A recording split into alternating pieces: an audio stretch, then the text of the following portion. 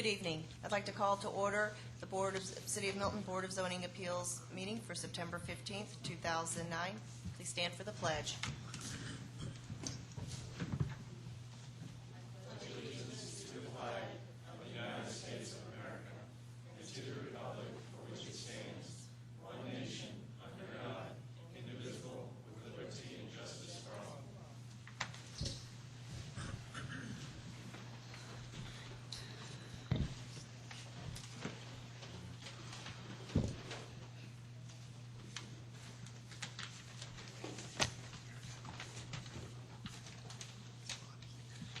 I'd like to start with an introduction of board members.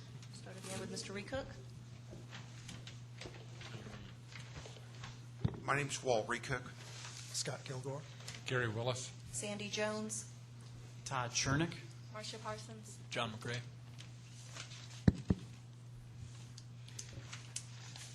First item on the agenda is approval of action minutes. Angela, would you like to do these month by month?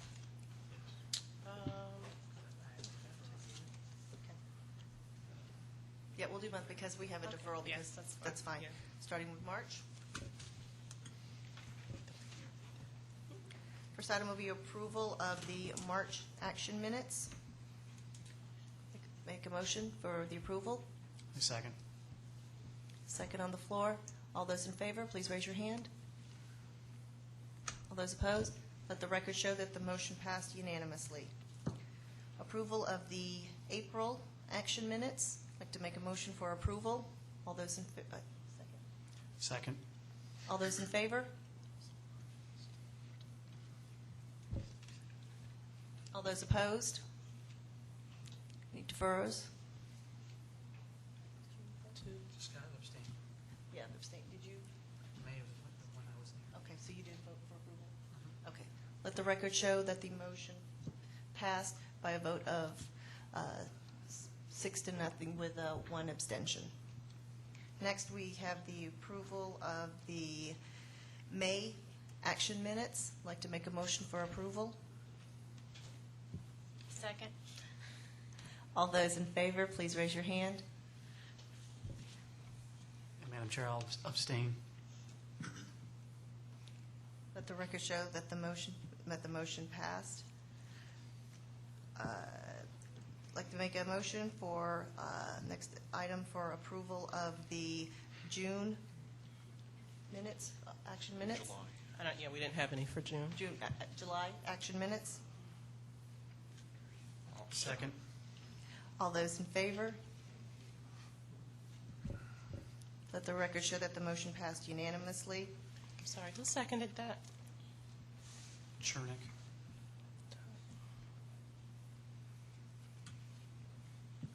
Okay. Next item is a motion for approval for the August action minutes. Made a motion. A second.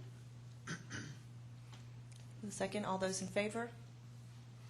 No opposed? Let the record show that the motion passed unanimously.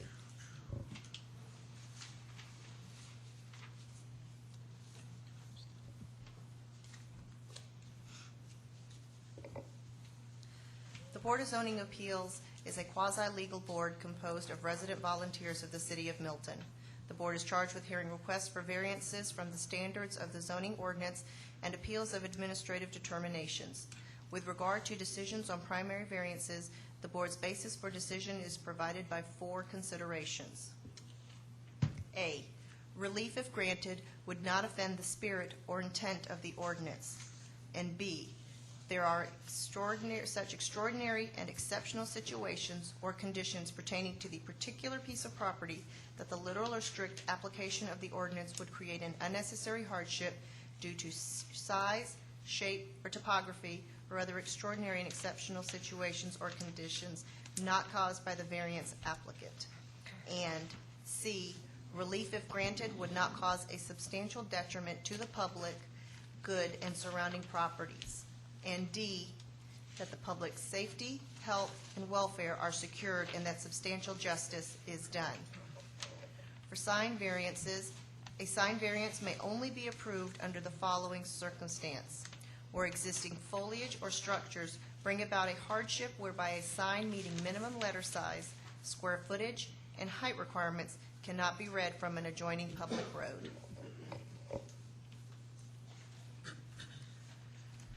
First item for primary variance is V09-009, 14250 Crooked Creek Club Drive, Crooked Creek Entrance Wall.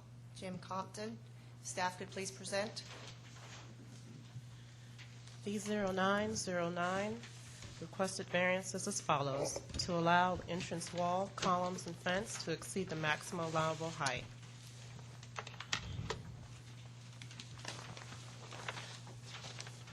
Background. The site, the entrance wall at the Crooked Creek subdivision, is located at 14250 Creek Club Drive.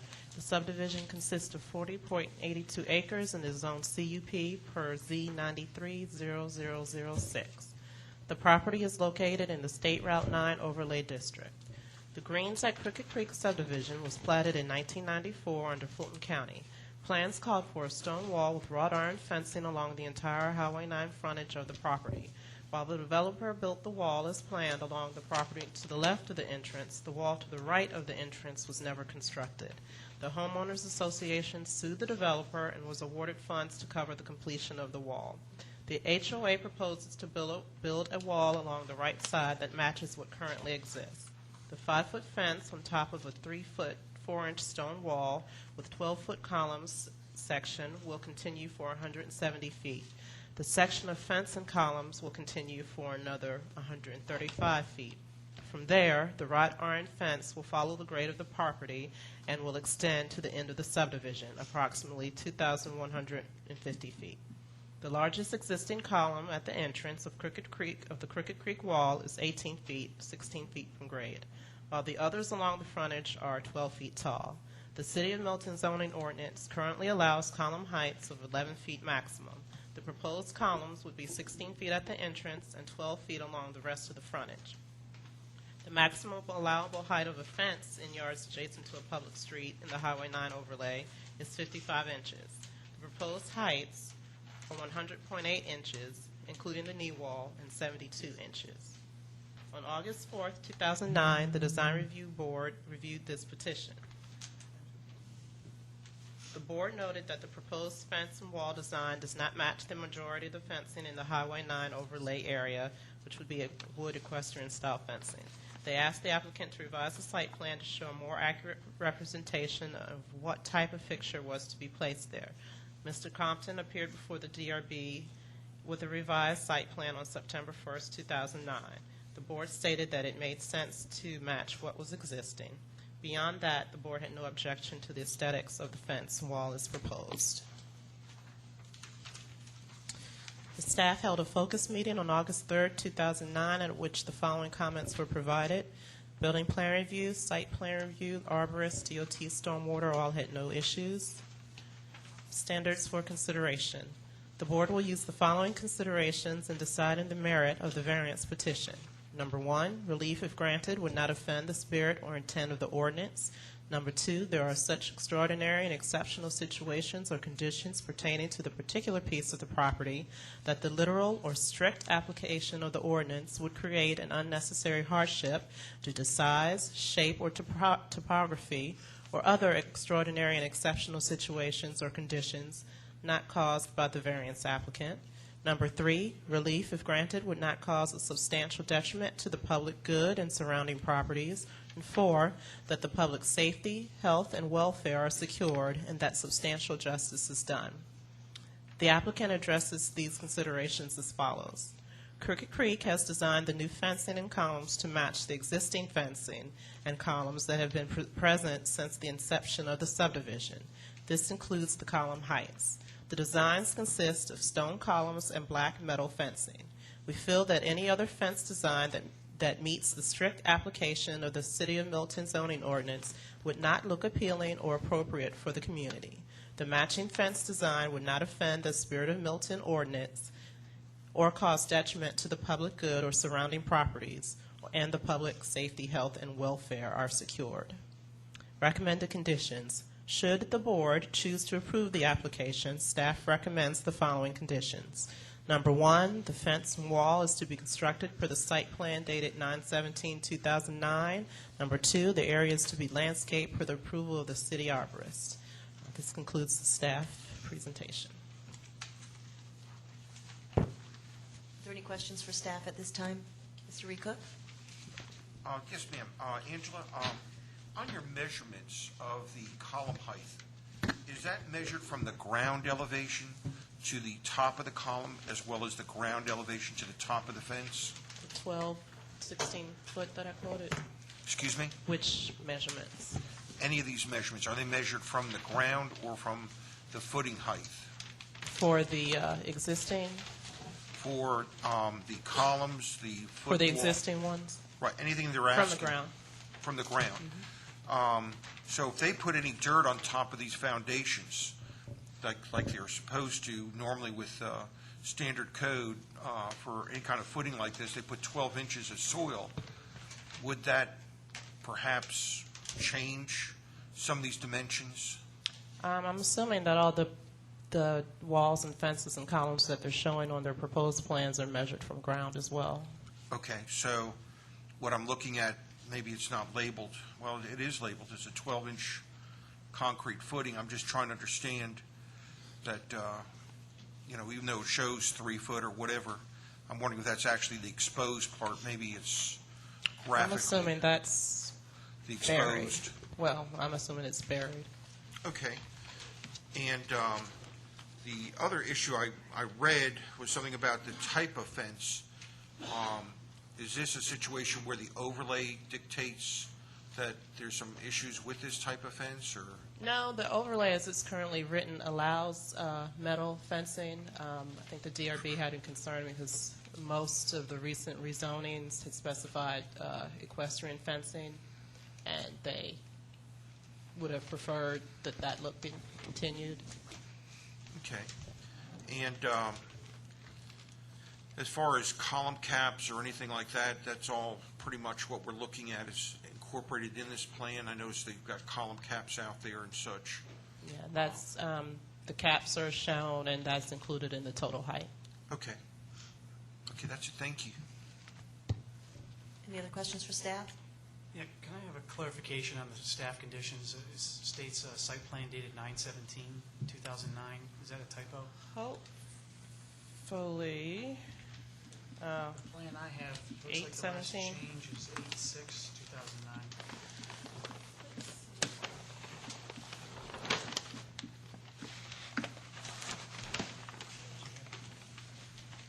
I agree. 8/6/2009. Oh, was that received? I think it might have been. Well, today's the 15th. Let's see. Yeah, let me see where that came from. I'm not sure. But yes, it is the one that says change fence to 6 feet high, 8/6/2009. 8/6/2009? 8/6, yeah. Okay. Thank you.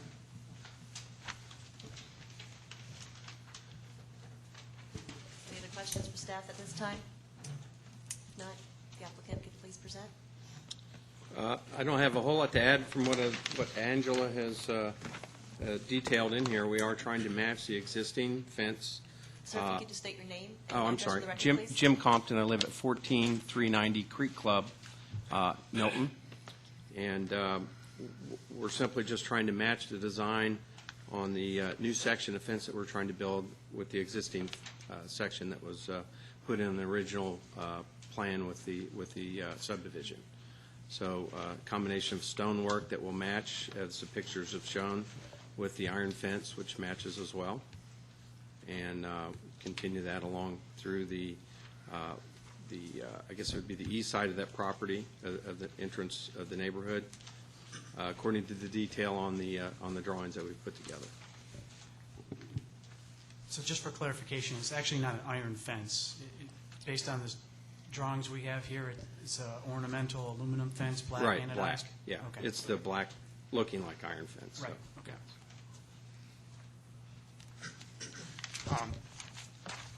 Yes, sir, Mr. Compton.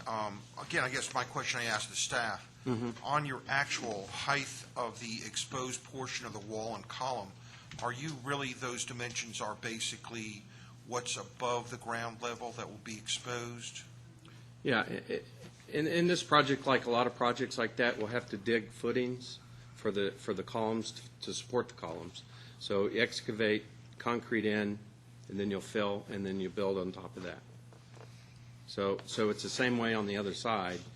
The height that's measured is from the ground level up to the top, so as we built. Okay, because it seems like if you didn't take that into consideration, part of your fence would be underground, basically, based on this plan. Yeah. So basically, if you're doing your takeoffs, you better add another foot on your whole wall, Right.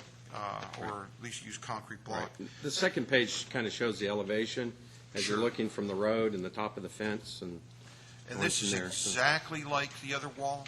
The exact, if you can see on the drawing, we have 3 different sections. Yes, sir. So what we did is try to mirror the length of the existing section.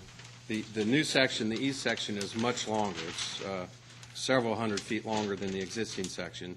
So we tried to build a section of fence that mirrored the existing section, and then we tapered that into just columns and fence, and then at some point, and we did it as a contour of the grade, because there was some pretty steep grade, excuse me, as you can see from the photos, and then we continued along just in the fence as we got down below the grade. And then, as far as the type of stone, looks like you said you're going to be matching it, so this river stone that's Right. out there, you're going to be Correct. matching. And then, lastly, it looks like I heard something to the effect that in 1994, this project was built. There was some litigation between the homeowners and the previous developer, and some kind of litigation occurred, and I guess you got some money allocated for that. You know, I may misspeak to the extent of the history on that. Bob Crystal's a little better knowledge on that. Bob's the president of our homeowners association. Great. My name is Bob Crystal. I live at 3350 Compass Way. The litigation was with the developer of the last section of Crooked Creek, which was in 2004 or so, I think they got started. The litigation settled about a year ago. There was some question as to whether the developer of that section was obligated to install the fencing along Highway 9. There were some other issues involved in the case.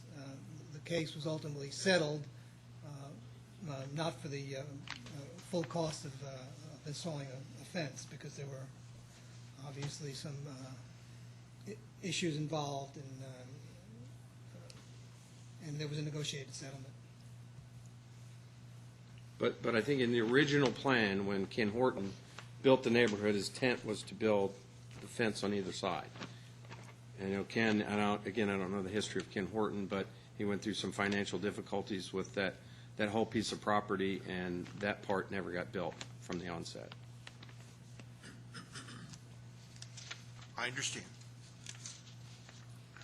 The current fence has a perimeter buffering of some shrubbery and Right. uplighting.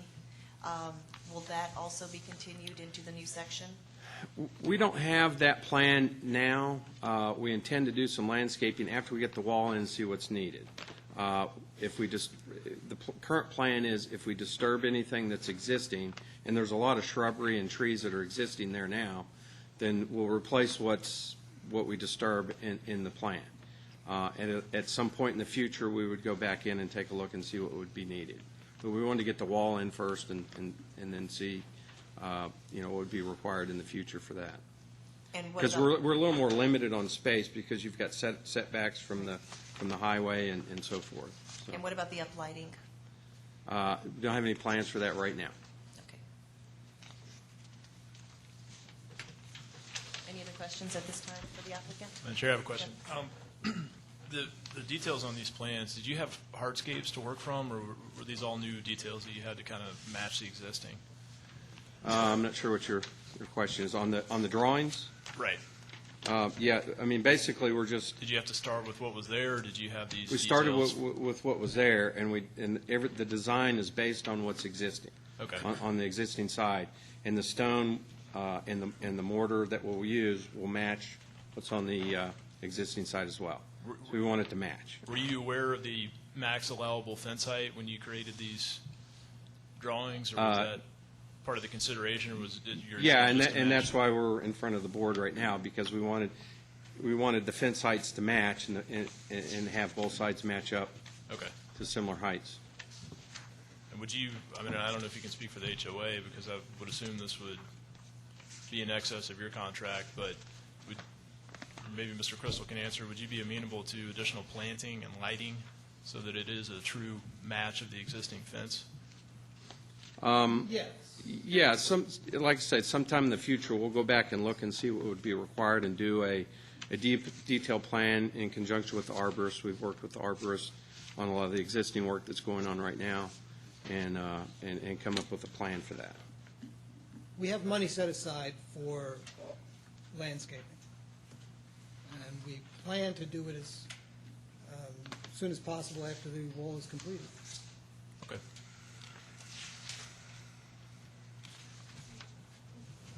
Any other questions for the applicant? Okay. Any public comment? Please come.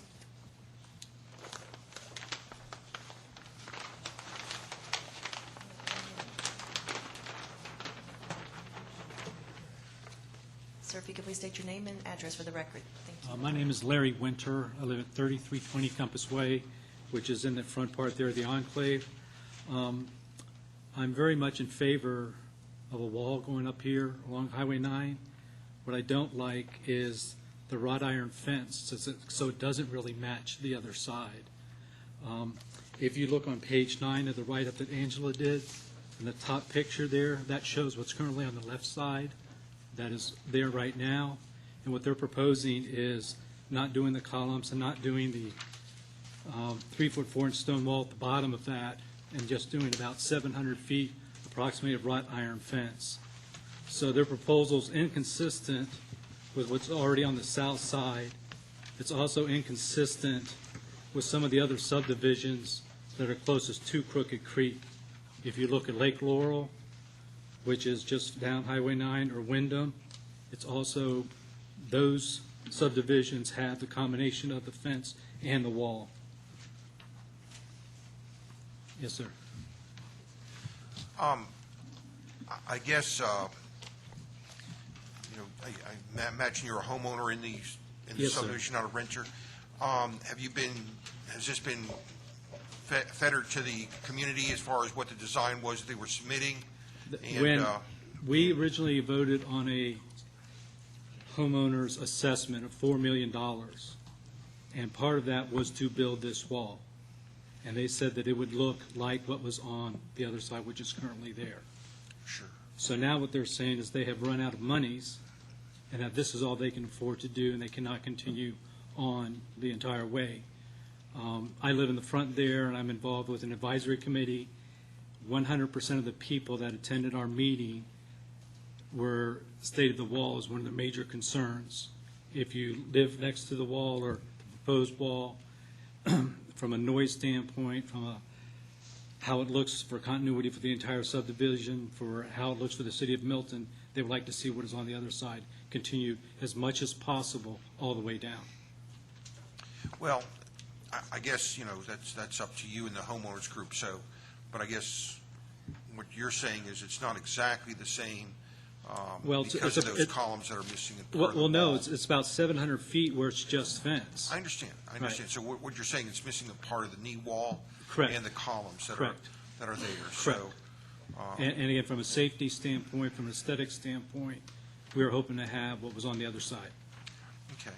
So it's just a matter of money, is what you're telling me as well. Well, I presume that's what we've been told by the board. Right. So, And again, they did receive monies from Ashton Woods in the settlement, sure. and Okay. they also had $4 million for the entire project. Right. Well, okay. Thank you.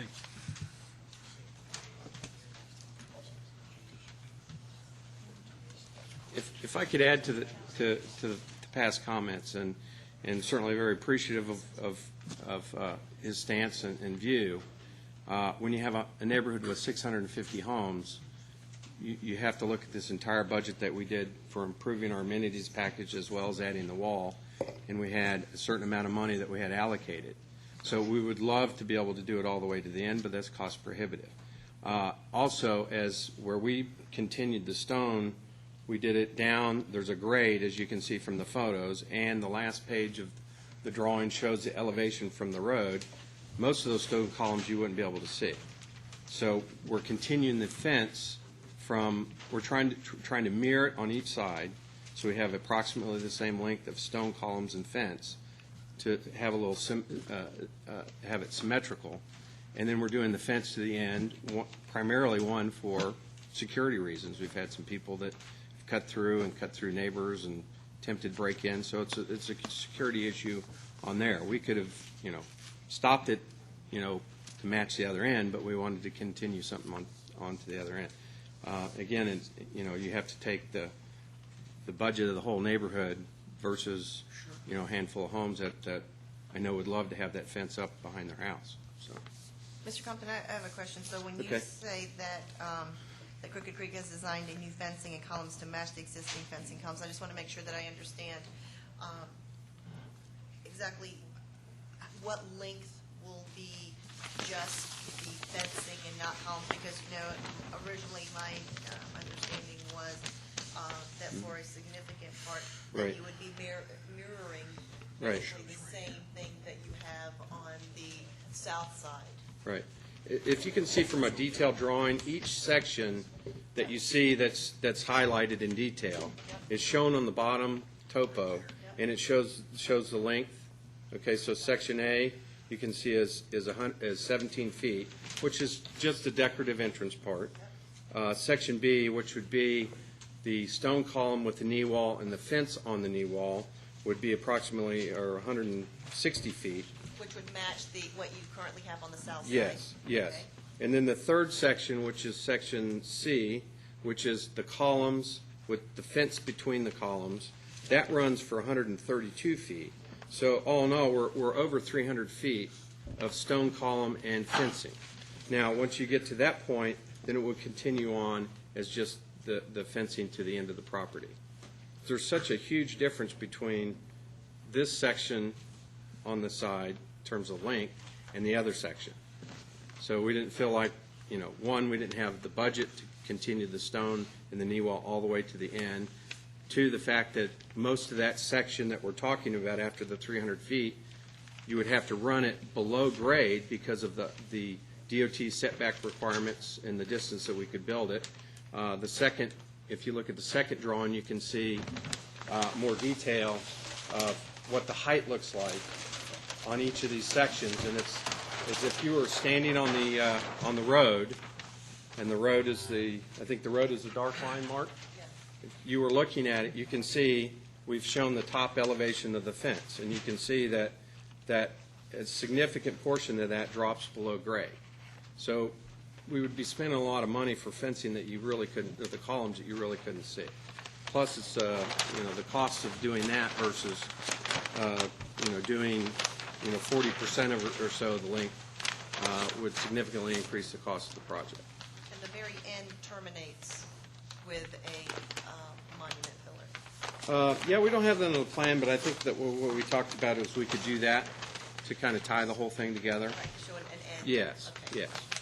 Mr. Compton, I have a question for you. If my math's correct, and I'm not sure I added this up right, but the proposed fence that you're putting in is approximately 1,280 feet, divided up to 973 plus the 132 plus the 160 plus the 17. That's Mark Brock is our engineer that did the drawings and Mark, am I design. close?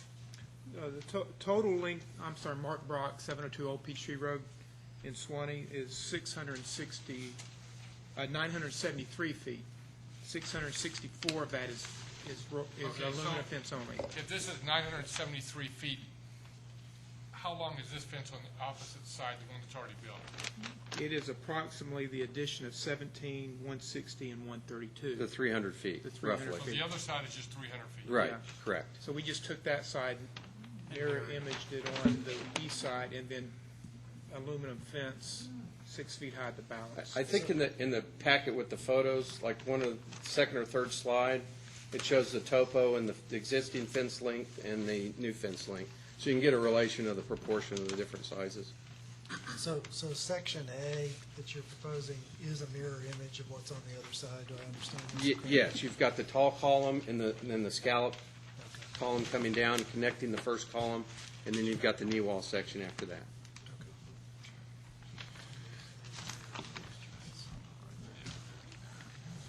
I've got a question for the engineer.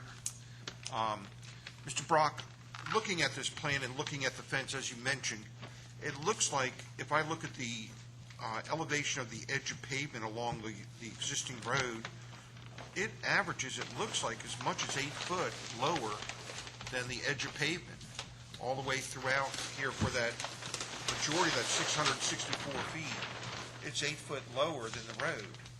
Yeah, Am I that's That's correct. correct. Am I correctly, so when people are physically looking at it, it's not like this is a 6-foot fence.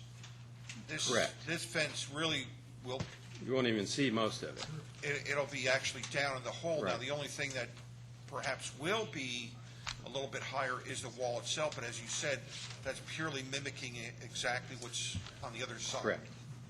And that you can see on this drawing where that stops, and then just the fence continues on. The And one, we don't really have a whole lot of choice of where we can line the fence up. Correct. Be nice to put it along the upper ridge, but then we're violating the offsets. Right, so you have to be outside the DOT right away. That's correct.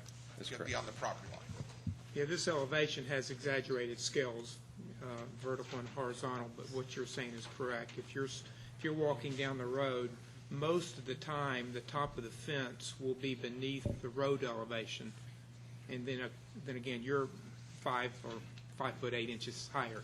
Right. Or whatever height you are, so that's correct.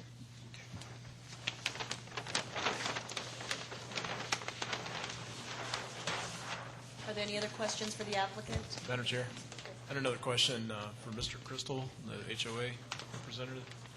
Sir, I know the gentleman who spoke, I'm sorry, I didn't catch your name. He said he was part of some sort of advisory committee to the HOA with respect to what to do with your funds, I guess, for the year. Well, he's part of an advisory committee for that section of the subdivision, which is called the Enclave, Okay. where the fence is going to be. And the advisory committee advises the board on issues of concern to the Enclave. Was this addition ever brought before a full HOA meeting? Was there ever any kind of formal process where a vote Yes. could be taken about members' feelings about this addition? Was it presented in any capacity? The 'Cause it sounds to me like there's some bone of contention there. The board, yes, the board is aware of how the budget for the whole amenities project is being spent, including how much is being allocated for the wall and what type of wall it is. But there was no yay or nay on this design? We can't vote on every aspect of the project. I'd have to go back to our minutes to see if we voted specifically on the wall. I can't say for sure that we had a specific vote on the wall. I know that the board members are aware and agree with how the money has been allocated, including the wall, and agree with how much we're spending on the wall and what kind of wall it is. What I'm trying to get at Yes. is the standards for consideration, number 3, relief if granted would not cause a substantial detriment to the public good and surrounding properties. And it sounds like just, I'm basing that off one comment. Well, if relief is not granted, I guess, and because the wall doesn't match all the way down with the columns, the likelihood is that we won't have a wall at all. So I would Understood. say, But I think it's fair to say that the aesthetics may be of concern to people that are directly in front of that, will have frontage on that proposed fence. That's something that they're going to have to deal with now. well, one thing we plan to do is in areas where there is not a whole lot of landscaping now, add to it. And those are areas where would be only fencing. So I think that would certainly help the aesthetics. Okay, but just, we haven't seen that, so just trying to establish what we, And we also have a concern about safety and security in terms of the height of the fence. The higher the fence, obviously, the more security it provides. And we have a couple of residents who live in the enclave who have had some bad experiences with trespassers, attempted robbery in one case. Yes, sir. Who I've asked to come and speak. Good evening. My name is Stan Long. I live at 3315 Kentworth Lane. And my wife and I, we are in total favor of how this wall has been designed and presented. Our property literally does butt up to the very end of the fence section. So when you look at the blueprint, to the right of it at the very end, that is my property there.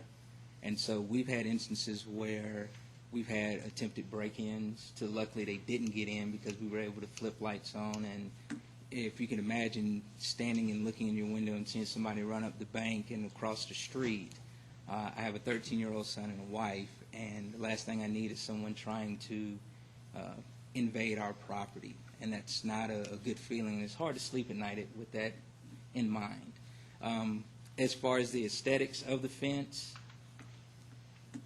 I agree with how it has been presented, from it matching the other side. If the stone columns went all the way down or they didn't, if it's a budget issue, it is what it is.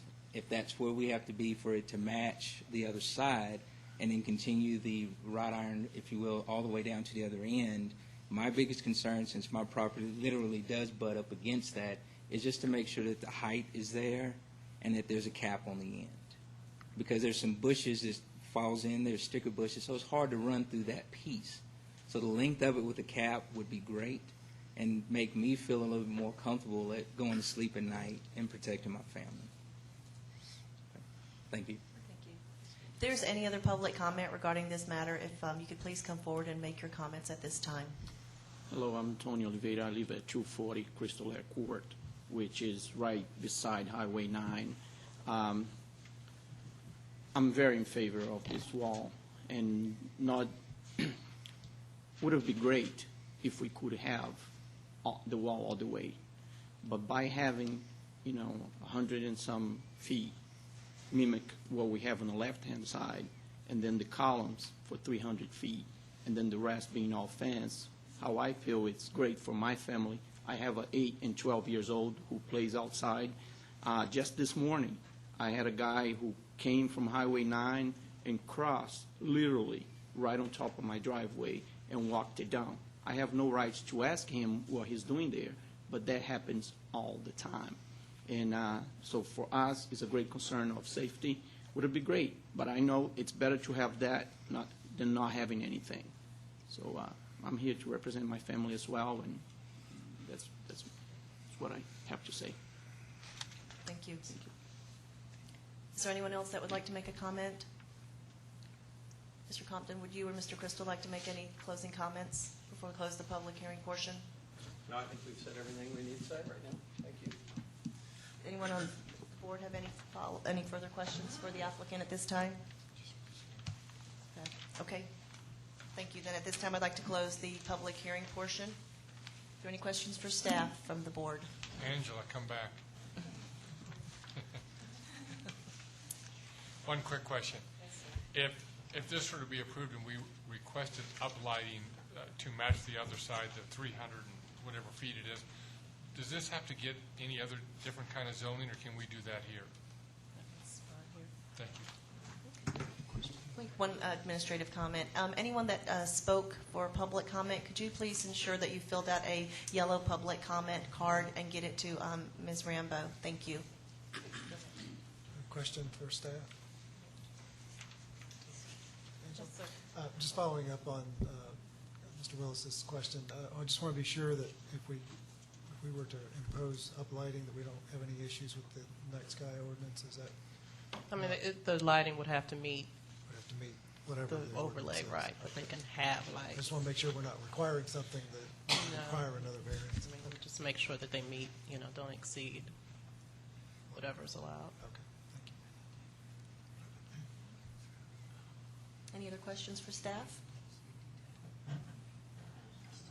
None heard at this time. I'd like to close the hearing portion, and the floor is open for a motion. Is there a motion? Go ahead, you go ahead. Go ahead. No, go ahead. No, you'll have better success. Go ahead and raise your hand. You go ahead. No. Mr. Willis? I'd like to make a motion to approve V09-09 to allow an entrance wall with columns, fence to exceed the maximum allowable height for Article 4-11.E with the recommended conditions. Number one, that the fence/wall is to be constructed per the site plan dated 8/6/2009. And number two, area to be landscaped per the approval of the city arbor. And number three, uplighting and foliage to match the other side of the fencing of the 300 feet that's already established. However, it must meet Highway 9 overlay requirements as well as the city arborist. Second. Oh, and number four, a monument post termination required at the end of the fencing. Second for discussion.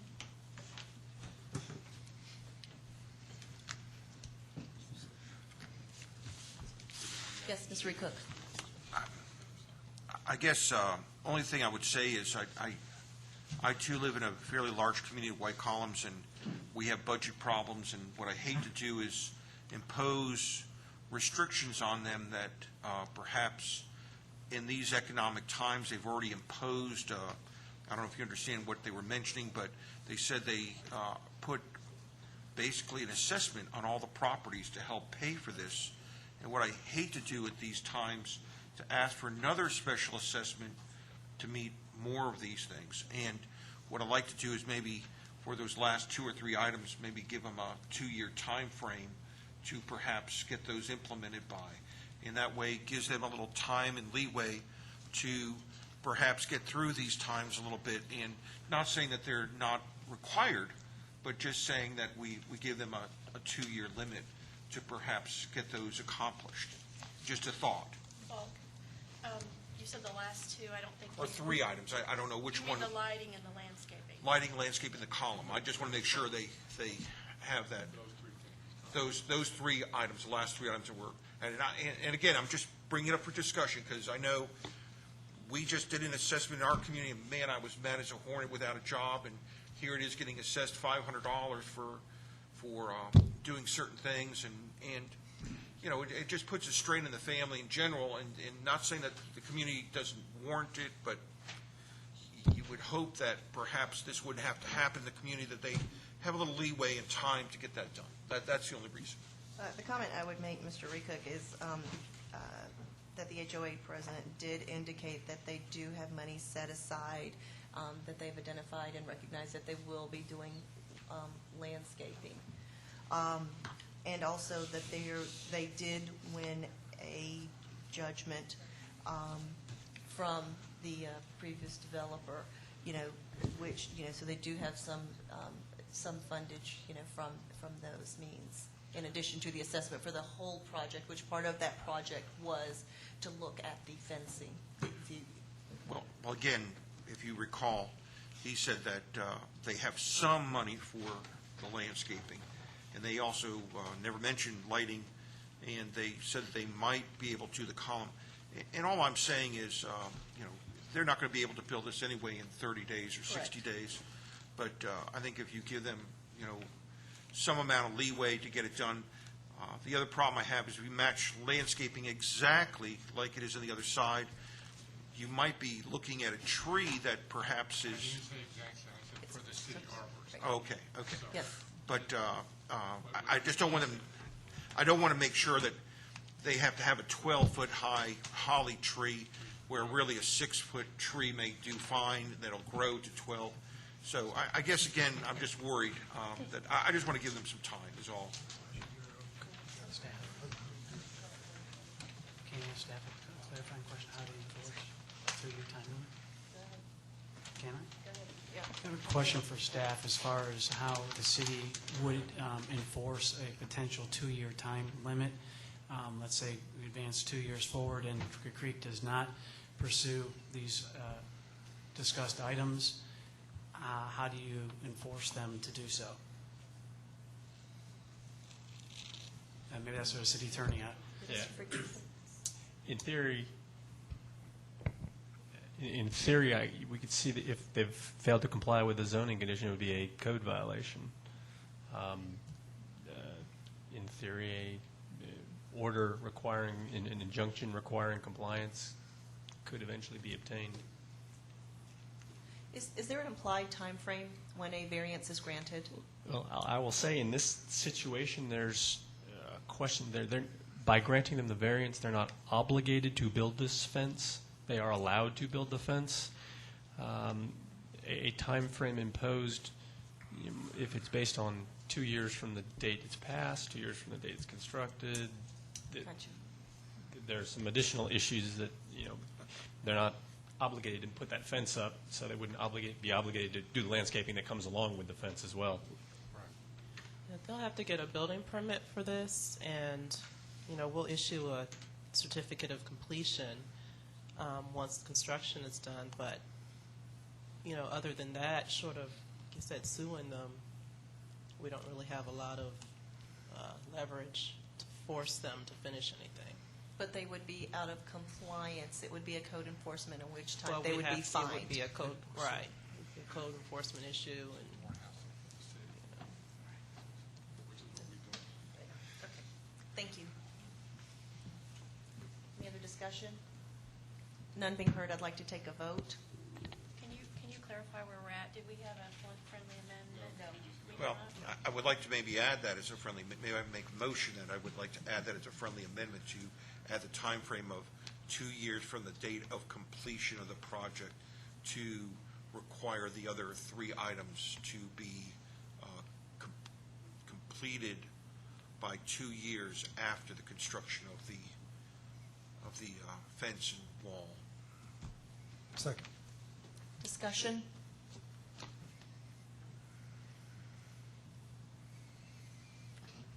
My only concern with doing the 3 items is it would seem logical that they would build the end monument at the same time they build the rest of the monument pillars.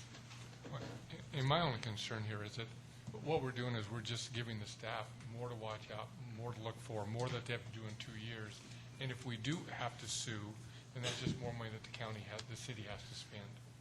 And I'm just 100% against spending any more money than we have to spend here. I don't think it was to sue them. I think it was a code violation. Well, but the only way to get to do it is we have to sue them. Any other discussion? None being heard. It is not a suit, it's just basically a code violation. They're given a citation no different than someone who builds illegally or does anything else. It's not necessarily a lawsuit, but they do go to municipal court to do that, so you would have the city solicitor there to help with that, but it's not considered a pure suit where you're going down to Fulton County. Correct me if I'm wrong. To be clear, there are essentially two actions. One is the penalty against the homeowners association, which would be fines, assessments. You can't throw them in jail. On the other hand, to get the work to be done, you need a court to issue an injunction saying you need to get that work done. So there is a penalty that can be imposed that would not require the filing of suit, and it would be a code enforcement action through the city's courts. On the other hand, the injunction would require affirmative steps on behalf of the city. Any other discussion?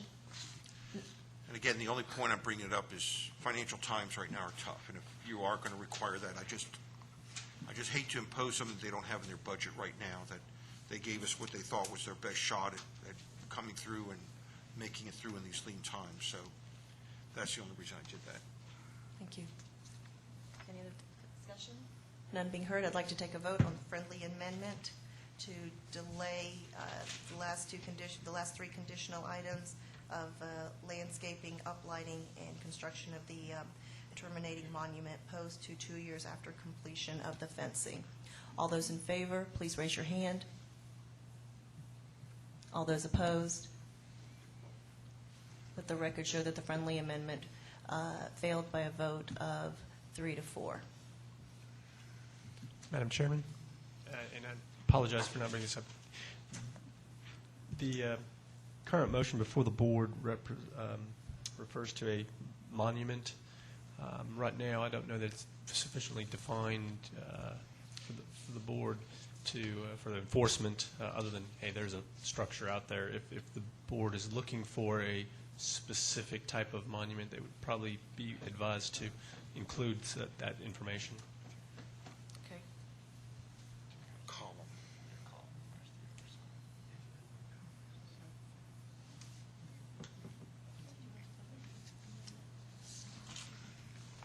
No, we're good. No, we're good. We're just gonna yeah, yeah. There's a motion on the floor for the approval of V09-09 to allow entrance wall columns fence to exceed maximum allowable height, Article 411E. The fence wall is to be constructed for site plan dated 8/6/2009. The area to be landscaped for approval of the city arborist. Uplighting on all monuments to meet the current scheme that is on the south side. And a column to be installed at the termination of the fencing to match the other side, the south side. I'd like to take a vote. All those in favor, please raise your hand. Did you read landscaping? I did. Area landscape for approval of the city arborist. That's the second condition. Take a vote. All those in favor, please raise your hand. All those opposed, let the record show that the motion passed unanimously.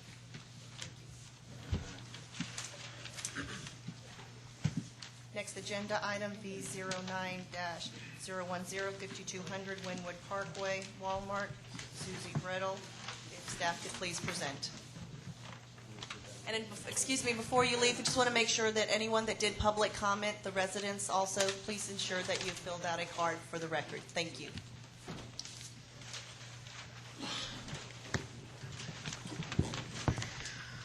Petition B09-10, 5200 Wynwood Parkway.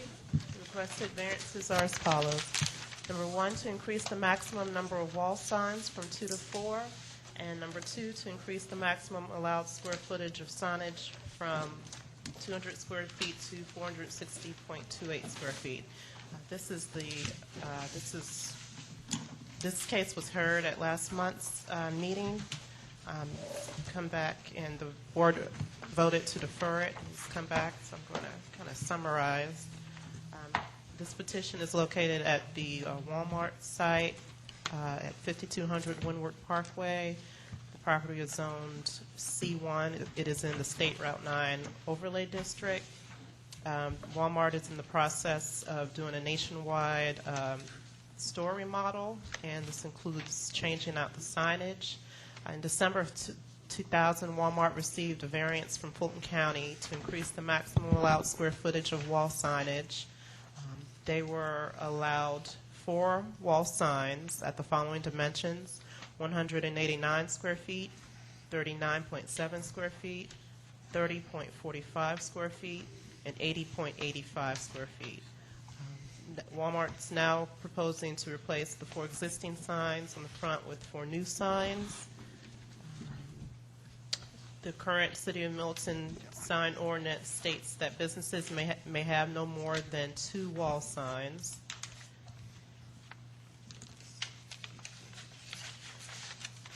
The new signs that are being proposed are as follows.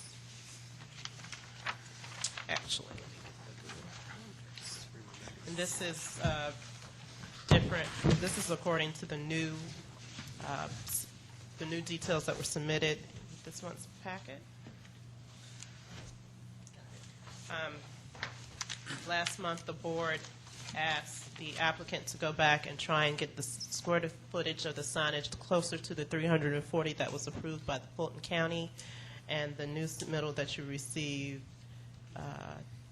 shows that actually the signage is the same as he saw the first time. He did a more accurate measurement of the signage, which got the square footage down to 333.39 square feet.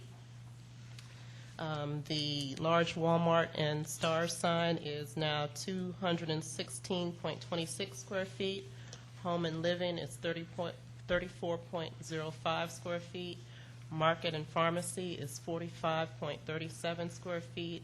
Outdoor living is 37.71 square feet, again for a total of 333.39 square feet. Now, does the city support those measurements? We don't have a comment either way. On how they calculated them. Oh, that's On how fine. they Yeah, calculate. they're allowed to do a 8-sided polygon. Okay. I'm sorry. I mean, technically, yeah. So that's allowable. So, yes, So, you're in yeah, agreement? they were measured correctly. They are correct, okay. Again, staff has no issues. And that's the, and staff had no comments if the board does choose to approve the application. Thank you. Any questions for the staff? Once again, what was you mentioned something that the previous zoning headed them at 340, is that correct? The previous variance, yes. That was allowed, they were allowed, they were allowed 340 square feet, and then I can. Now, was that same variance, was that specified, here's the actual signs and where they're located? So the only reason we're hearing this again isn't because the square footage necessarily, it's location of the signs in addition to, I guess it's basically location of the sign, because if they're below the 340, the only thing we're really hearing about is where the sign is. Well, the variance was allowed them specifically for signs at specific square footages. So those Right. square footages have changed. Like Okay, The okay. bigger one is Signs. larger than what the previous variance allowed. Okay, so there's still 4 signs, but the largest sign is larger than what was allowed, which was, I think, They were allowed 189 with the previous variance, and now it measures at 216. Angela, on their site, they've got 24 inches on both of Oh, I the know, square footage I charts knew they were. for 24-inch lettering. Can you tell us what that really is on Right. the left side, the new proposal?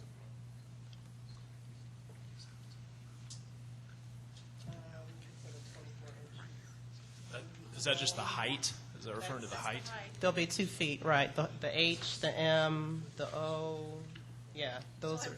have we put the letters closer together, or what have we done? No, in the ones on the right, they just did one big box around, but the ordinance actually allows them to do an 8-sided polygon, Okay. and so they were just more detailed in their measurement. I see. So they just fine-tuned? Right. You just kind of took out the white space in your box, basically? Which they're allowed to do. Okay.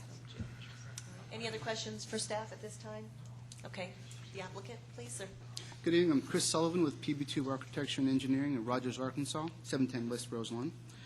Again, as staff mentioned, we went back and we just started with the signage we had originally, and it turned out, after recalculating it, doing an 8-sided polygon around the signs, we were under the 340 square feet that you all asked us to come back and fine tune. So again, what you're looking at on the right-hand side is just what we had originally. The length times height measurement, which gave us the 460 square feet, and then the graphically showing the line coming around the signs to arrive at the 339.3 square feet. the applicant? I just have one, just a comment. If Walmart would please refer to this as the Milton, Georgia store location and not at the Alpharetta. Okay. Our city's very near and dear to our hearts, and we're very proud of I being will a city pass of that Milton. on. I will pass it on. Yes, ma'am. Thank you. Condition of approval. In the fine, I'm sorry? a fine. Well, I'll definitely pass that Any on. other questions at this time for the applicant? Yes, Mr. Recook. So let me make sure I understand. I mean, I know we've got your plan, but did you give a new letter saying that we're now requesting 340 square feet? In other words, we're seeing a request of a variance to increase the maximum number of wall signs from 2 to 4, and then also to increase the maximum allowable footage of the sign from 200 square feet to 460.28. So really, am I misunderstanding something that they always had 4 signs? That Yes, was they were part of their approved. original They variance. still law. have, right, they were approved for 4 specific signs originally. Okay, so we're allowing them basically to have 4 that they had before, Just changing the sizes. and then are they physically, once again, not asking the 460 now? Your new dimension is, 339.39. can you repeat that again? The 339, oh, sorry, 333.39 square feet. It's at the bottom of your box on the I drawing. just wanted to put it in the record Sure. and make sure that we got it. So, all right, good enough. Correct.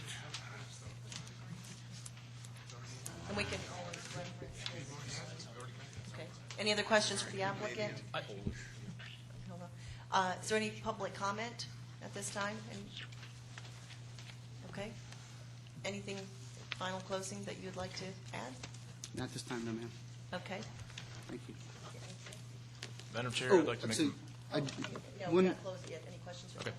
one other quick thing. You did ask for me to bring a picture of the monument sign. Excellent. So, No change in the size. again, the face, the cabinet, I should say, the rock base will stay there.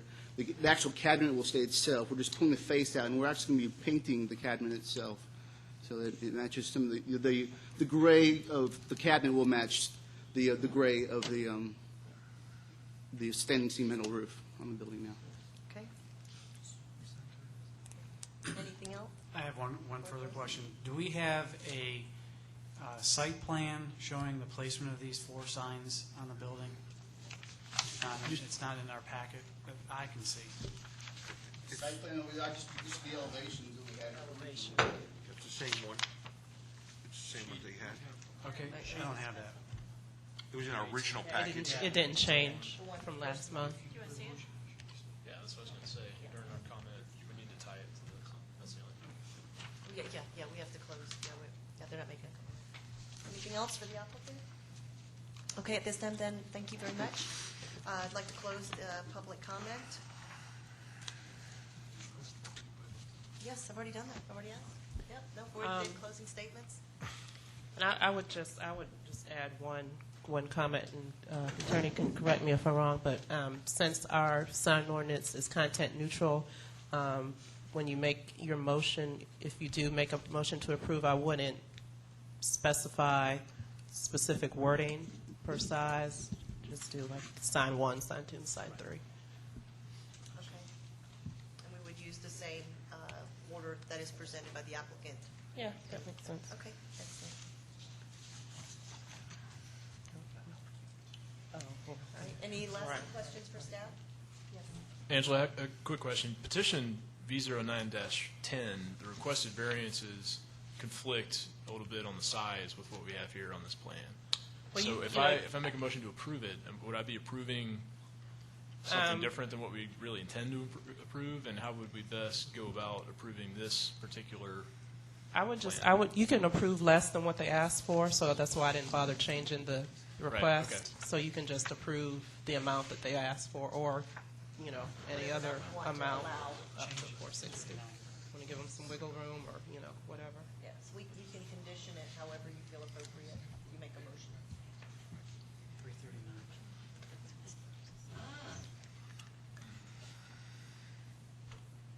Okay, any other questions for staff? Okay, floor is open for a motion. Madam Chair, I'd like to make a motion Yes. to approve petition number B09-10 with the following conditions. The signage requested will be in line with the signage plan dated August 24th, 2009. The total square footage of 333.39 square foot, with no individual sign to exceed the following square footage: 216.16, 34.05, 45.37, 37.71. And the second condition, the signs will be arrayed in a manner in line with the exterior elevations, sheet A2, with the most recent revision date of 6/17/09. Second. Discussion. Two quick comments that I have, and maybe best it could be handled through a friendly amendment, is rather than just listing, and I just want to throw this out for discussion, rather than listing no sign shall exceed and giving a list, identifying, sign 1, sign 2, sign 3, sign 4, because that's how they requested. They requested 4 discrete signs. And then also, there is the way the current ordinance reads, they're only allowed 2 wall signs, so to have them be able to go from 2 to 4 wall signs, we have to approve that. But Sandy, he mentioned 4 signs, so I think he kind of covered. 4 signs, okay. I don't think by anything we would do tonight, it would rescind their existing variance. It would augment it. And correct me if I'm wrong. That's correct. Yeah. As long as you're going forward, though, with, if the motion is to grant the variance, to mention that you are approving 4 signs is preferable to having someone have to go back to another ordinance or amendment to find where that's located. So I would include it. Just know if it's denied, they won't have to go back to 2. But for purposes of anybody doing research or finding out where the approval is, I would include that approval. I understand your comment. The one thing I would say that if we're tying them to the exterior elevations, I mean, those signs appear here the same way they do here. So there wouldn't be any other sign that says, go dogs or anything out there unsightly like that. As a tech fan. Discussion. Any other discussion? None being heard, I'd like to take. I hate to do this, but just to make sure our record is clear, two things. I would just like to say for the record that, I'm sorry, this is Scott Kilgore, and my mic is not very loud. Neither is my voice. Just for the record that we are approving this, that we're not approving any more than the original variance. The original variance was actually for more than this. The original variance was for 4 signs, and we're approving for 4 signs. Changing subjects very slightly, just move to amend. Just because you read it wrong, we need to get it right for the record. You said 216.16. It should be 216.26. So I'll move to amend that and ask for a second. And okay. just I was looking at just so it's correct in the record. Yeah. Okay. It's just a formality, I realize, but I just want to make sure that the record is correct. So which is it? So, yeah, you stated 1.6, so I'm just moving to amend that the first signage would be 216.26. I'll second the amendment. Discussion? None being heard, I'd like to take a vote on the friendly amendment to modify maximum signage allowable from 216.16 to 216.26. All those in favor? Opposed? Let the record show that the friendly amendment passed unanimously. Back to the original amendment. That it wasn't blended. And one more friendly amendment, again, to help understand, we want to make mention that there is 4 signs approved in this variance. That's already been done. Okay. I think it's implicit in the fact that he stated 4 square footages. Okay. Right, and he mentioned just only 4 signs. Okay. Okay? I said that, but when the attorney said it again, I said, well, maybe we have to say it again just to make sure it says 4 signs at the very beginning. I'd like to take a vote on the motion on the floor to approve V09-010 for 4 discrete signs with a maximum allowable of 216.26 square feet, 34.05 square feet, 45.37 square foot, 37.71 square foot in location as determined by, if you could reference, please, the site plan, the elevation. The exterior elevation plan, sheet A2, last dated 6/17/09 revision. 617? 09. 617-09, as depicted in elevation, drawing A-2, last revision date 6/17/09. All those in favor, please raise your hand. All those opposed, let the record show that the motion passed unanimously. Thank you.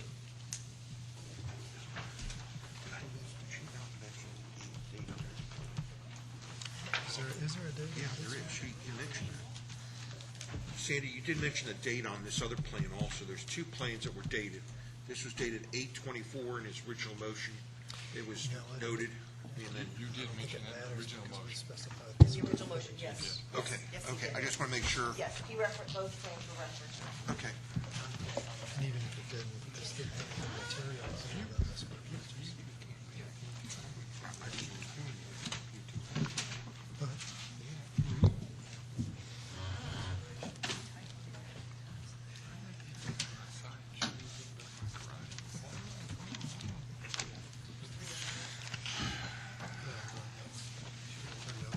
You mean take your plan for recycling? I take them all, just throw them in the rubber.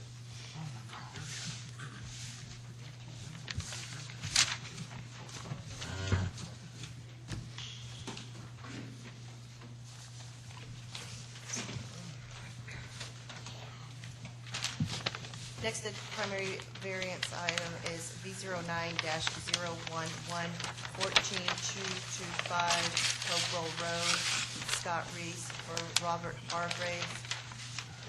As this is a primary variance request for riparian buffer, the variances will be considered only for the following cases, and the condition for variance consideration is A, when a property's shape, topography, or other physical conditions exist at the time of the adoption of this ordinance prevents land development unless a buffer variance is granted. B, unusual circumstances when strict adherence to the minimal buffer requirements in the ordinance would create an extreme hardship.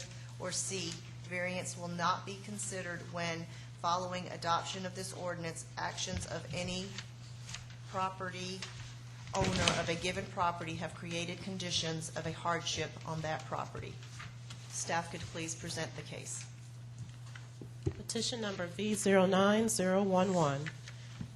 The requested variances are as follows. Number 1, to allow a riding arena to encroach into the 50-foot stream buffer, and 2, to allow a riding arena to encroach into the 75-foot impervious setback. Background, the site, 14225 Hopewell Road, is zoned AG1 and is approximately 18.25 acres. This property is in the Northwest Fulton Overlay District. The owners, Mr. and Mrs. Hargreaves, plan to construct a covered riding arena and stable on their property. And just as a note, this arena and stable will be for personal family use and not for commercial use. The owners state that the configuration and topography of their property severely limits the location of the proposed riding arena. Since the property sits at the base of an NRCS flood control lake and dam number 34, the emergency overflow and flood zone flowage require that the arena be placed within the 50-foot stream buffer and 75-foot impervious setback. At the proposed location, the arena would encroach into the 50-foot buffer by 250 feet and into the 75-foot impervious setback by 3,025 square feet.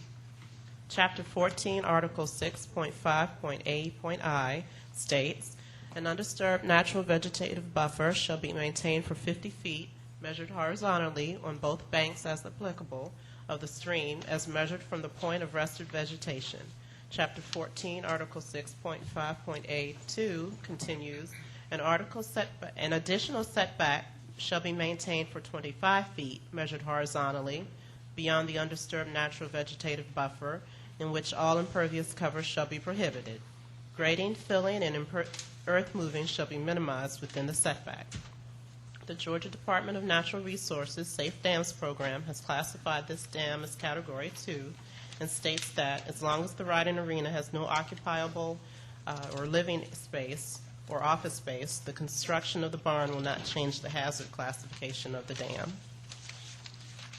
The staff held a focus meeting on September 3rd, 2009, at which the following comments were provided. Building plan review and arborist, no issues. The site plan review, as follows. It is staff's opinion that the applicant has not minimized the impact to the buffer. The structure can be turned so that it is out of the buffer. Staff is concerned with the flow of the emergency spillway going between the two structures. And staff asked, can this arena be constructed to withstand that much water? An LDP with hydro studies and engineering will be required for this project. The applicant should show all existing drainage ditches on the site plan. The floodplain requirements appears to be met, meaning horizontal members 2 feet above the flood limit. All construction materials must be flood resistant, no sheetrock, insulation, etc. No enclosed storage is allowed. In addition, electrical and plumbing must be 3 feet above the 100-year floodplain. The applicant shall produce documents which will indemnify the city and hold as harmless if the dam breaks. The applicant should provide a copy of the NRCS approval letter for the site plan. DOT stormwater review. The applicant shall comply with the city flood prevention ordinance. The applicant shall comply with the city stormwater ordinance. On September 1st, 2009, the City of Milton Design Review Board performed a courtesy review on this petition and offered the following comments. The applicant should keep the access to the stables and arenas out of the buffer. The color scheme for the arena should be muted. For the applicant's benefit, the board suggests adding a roof line to the barn to increase visual interest. Standards for consideration. The applicant has indicated a justification for variance based on the following factors. Number 1, shape, size, topography, slope, soils, vegetation, and other physical characteristics of the property. The applicant indicated that the area chosen for the proposed area is relatively flat with an approximately 2-foot contour. Grading will be limited to removing the crown and that should be muck, and replacing it with desirable footings.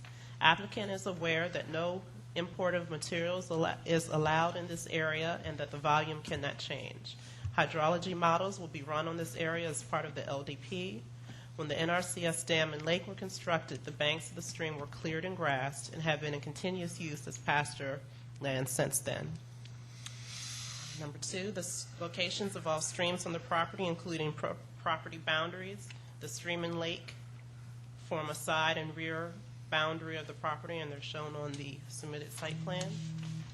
The location, the extent of the proposed buffer or setback intrusion. The proposed arena will encroach into the 50-foot buffer by 250 square feet and will encroach into the 75-foot impervious setback by 3,025 square feet. Whether alternative designs are possible which require less intrusion or no intrusion. The applicant states that turning the arena parallel to the stream is problematic due to the existing drainage ways and that placing the arena in the proposed location would facilitate the existing natural drainage pattern. This would also cause substantial loss of pasture area needed to support the horses. Moving the arena to a higher location will require extensive grading and cutting into the existing slope, resulting in more impact to the property and a substantial increase in construction costs for the property owner. Also, the 220-foot by 110-foot size is the minimum that will work for training purposes. The long-term and construction water quality impacts of the proposed variance. All water quality guidelines will be followed during construction. The issuance of the variance will not drastically alter the buffer area as it is already used as fescue pasture. Guttering and gutter drains will control any new runoff and mitigate stream contamination. 6, whether issuance of the variance is at least as protective of natural resources and the environment. The proposed location of the arena would require minimal disturbance to the site. The existing trees in the dam would be removed per the NRCS requirements as part of the construction. This will minimize hazards in case of a dam break. Mr. and Mrs. Hargreaves state that if construction of the riding arena were outside the buffers, massive grading, potential erosion, and major tree loss would occur. They state that the construction of the riding arena will not detract from the community, but will enhance the equestrian community. Furthermore, the applicants state that the public safety, health, and welfare will in no way be jeopardized by construction of this arena. Should the board choose to approve this application, staff recommends the following conditions. Number one, approvals per the location of the submitted site plan dated August 4th, 2009. 2, the applicant shall obtain an LDP prior to any construction work. Number 3, the applicant shall provide a copy of the NRCS approval letter for the location of the arena. 4, any access to the arena and stable shall not go through the buffer. And 5, the arena shall be painted with muted colors.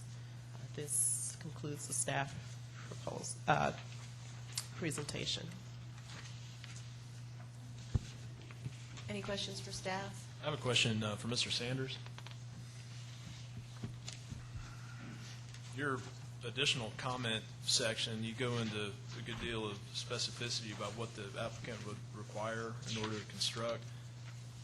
On the recommended conditions, I know as part of the land disturbance permit, the applicant will be required to provide a mitigation plan. However, the rest of these conditions that are listed, for example, the construction materials must be flood resistant, no sheetrock insulation, et cetera, would that all be reviewed as part of their normal permitting process? Or would that, if we were to move to approve, would we need to condition our approval based on these specific items? Technically, if we said comply with the flood prevention ordinance, it would actually include all of those things. Those comments are actually included in the flood prevention ordinance. Okay. So the normal permit process, so if they get an LDP and a building permit, we would actually review all of those things to make sure we comply with stormwater, flood prevention, and all of those other aspects as well. So Okay. It's actually was just kind of an informative thing to kind of throw that out there and say, these are some things we need to do. Okay. Mr. Sanders, again, on that same issue, I guess I read in some of the other submittals from the EPD, what would you feel if we added a statement saying no livable or office space shall be located in the arena area? Do you feel that's appropriate, just to make sure that's clarified? Because under floodplain ordinances, you could flood-proof a structure and allow those to occur by doing that statement. We would basically say that would not be allowed. We technically, no enclosure would be allowed in this area because it is in the floodplain. If you put an enclosure, it would actually have to have openings in it. That's correct. But the letter from Safe Dams stated that they don't want any enclosures in there. Well, I know. That's why I wanted to clarify that. To Category 1. To put that in here so there's no doubt that there will be no. Yeah, that would be a good thing to put in there. It would be part of the approval process anyway. We wouldn't approve it with an enclosure down there. And it actually would be something we'd have to check periodically to make sure no enclosures got installed later as well. And then second question, on the floodproofing of the columns in the arena areas, that's going to be something that you will also be requiring, that the velocity or any flows of flood waters or any undermining of the columns would have to be reviewed and approved to make sure that there's no scouring, in particular for the emergency spillway area, in case any water went in any direction other than what you would think it would go in. Our expectation there would be that when they bring in their LDP plans, that they would show us how that that emergency overflow would be handled down between the two buildings, and that sufficient volume would be provided for that, so that we would have and armor that with something so that we wouldn't get our footings washed away. I think what you're missing my point, though. The floodproofing is to make sure that there's no structural undermining of any of the columns, so that they wouldn't get washed away and cause a structural failure and create more debris downstream. The comment I made was actually about flood resistant materials and Right. not necessarily flood proofing of the structure itself. The Right. structure is going to be open. And I agree. And the water's going to be allowed to come into the structure. But So you could in get case it was scouring to around the flood. columns is what, And we're not talking about a dam breach situation here. We're talking about I from understand the that. normal 100-year flood. But as part of the building plans, any footings would have to be substantial enough to stand there, and the elevation of that would have to be such that it's going to be at the 100-year flood anyway. The scenario I'm concerned about, and just so you understand where I'm going, you have a bridge downstream. If for any reason you've got backwater effect at that structure, it's going to back up water, and any water coming down the spillway may come at a higher elevation and possibly be redirected. And what I'm concerned about, if any debris ever hits any of those columns, that you can have failure. And that's where I'm saying you both look at the footing and the column to make sure that you're flood-proofing that structure. And that's what I'm looking at. It's a little bit hypothetical, but at the same time reasonable to consider. And that's what I'm concerned about. Maybe I shouldn't be. Well, I'm not 100% sure I understand what you're saying. If you're Okay. talking about the flooding from the emergency spillway, No, sir. I'm talking about flooding of Chicken Creek. In other words, flooding's going to back up from Hopewell Road back on towards this property. okay, well, the primary spillway empties where the creek now It has nothing to do with discharges. the lake. It has more to do with what happens downstream to Chicken Creek. You're going to have this water flow back. But I'll talk to you later about it. Okay, well, maybe we can clear this up. Now, part of the flood prevention ordinance talks about doing a future conditions flood study. Right. So they're actually going to have to do some more engineering, not just take off the FEMA map, the 100-year study. They're going to have to actually do some future conditions calculations as well, which actually may redelineate where that actually is. Okay. It may change the elevations as well, so those would have to be looked at as part of the LDP process. And obviously, the applicant hasn't done that much engineering yet and wouldn't unless they saw if they could get Sure. approval or not. Now, the last thing is, on the emergency spillway, where does the water flow? Can you explain to the board where that goes? Because that's a tricky issue, understanding how that water flows and why this location is perhaps better than something going closer towards the bridge or going down another location. Can you help us with that? Well, the location of where this is on original ground as opposed to coming around and eroding the toe of the slope. Is that what you're saying? Right. Well, let me hold up a plan, maybe everybody can see it.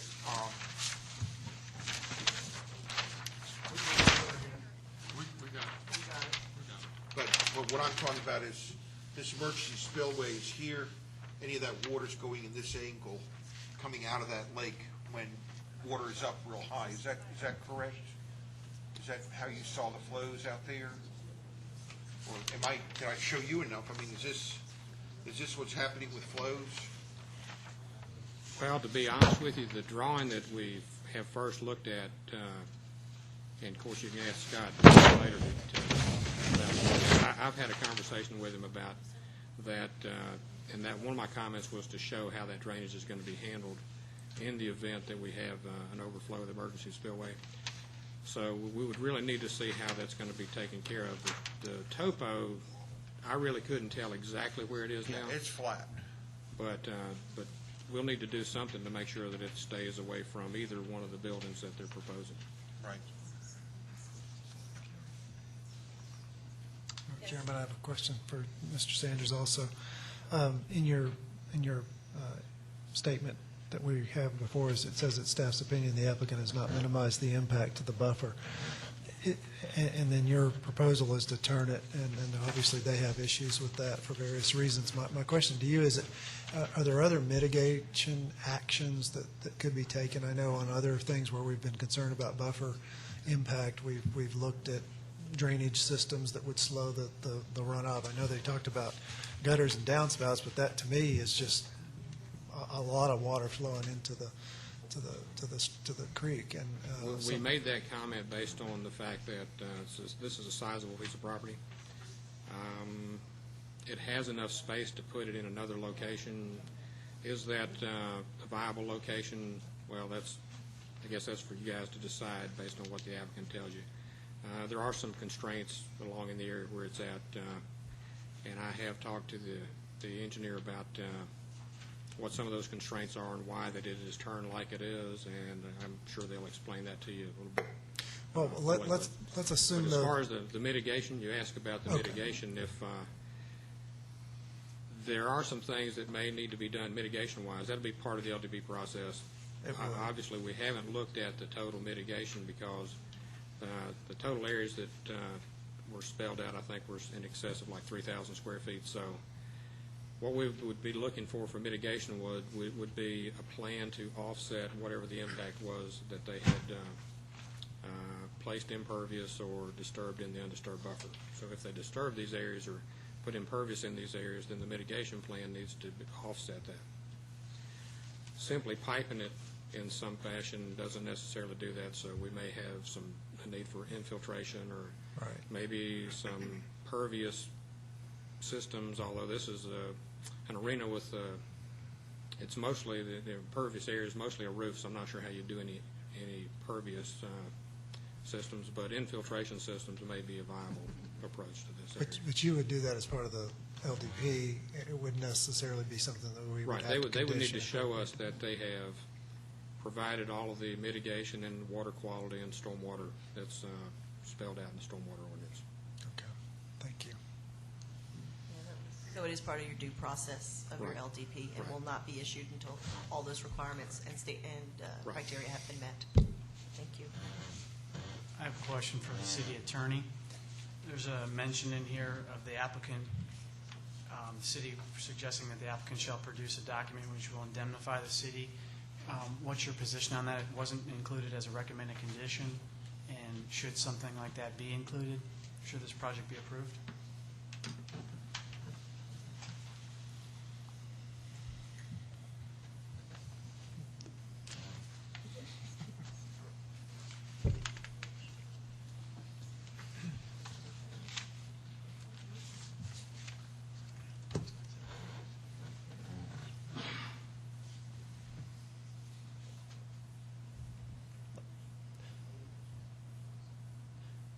I think that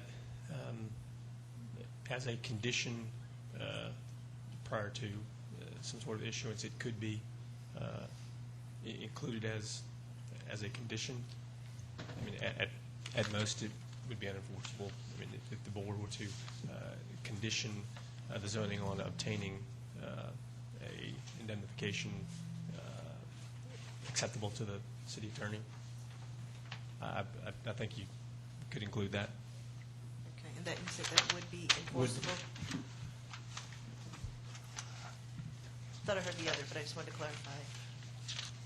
Because I mean, it's a liability issue that we're trying to, protect Right. the city from.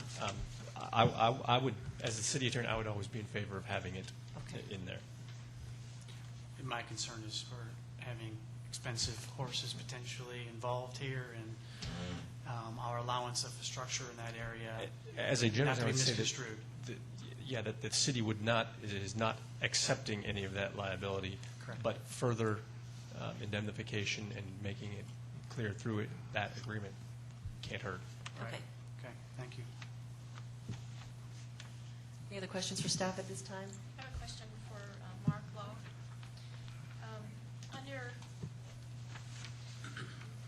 Under your comments, you have no issues, and yet when the applicant has talked about other site options, he said that major tree loss would occur. You shaking your head no? I noticed that. The only thing I can figure they're talking about major tree loss is possibly if water was dammed or breach or something. I'm not sure what their reasoning for major tree loss was, and I didn't understand that myself when I saw it. He was talking about grading and potential erosion for another site. I'm sorry? He was talking about with the massive amount of grading that they would need to do for the other site that they looked at. I just wondered how many trees you had. I'm just, myself, I'm not saying where there would be major tree loss. I was just looking at the overall project, the overall site where they have room to install the barn and everything without getting into the trees. So I don't, I do think it could be installed without the major tree loss there. Thank you.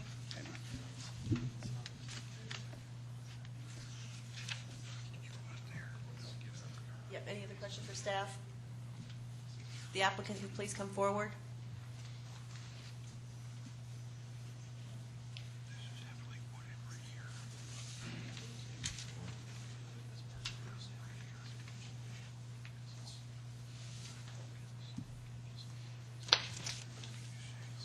My name is Scott Reese with Brumlow Reese & Associates, doing business at 13685 Highway 9, Milton, Georgia. I'm representing Mr. Hargreaves and his family as they're trying to construct a equestrian center for his children.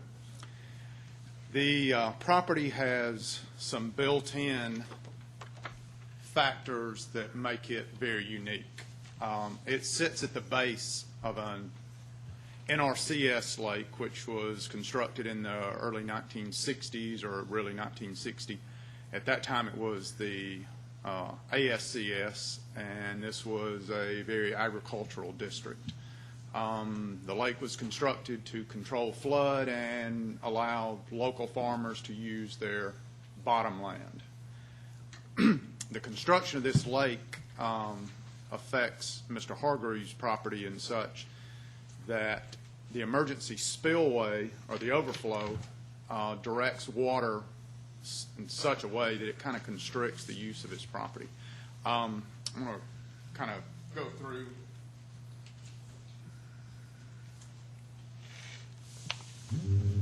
this site plan.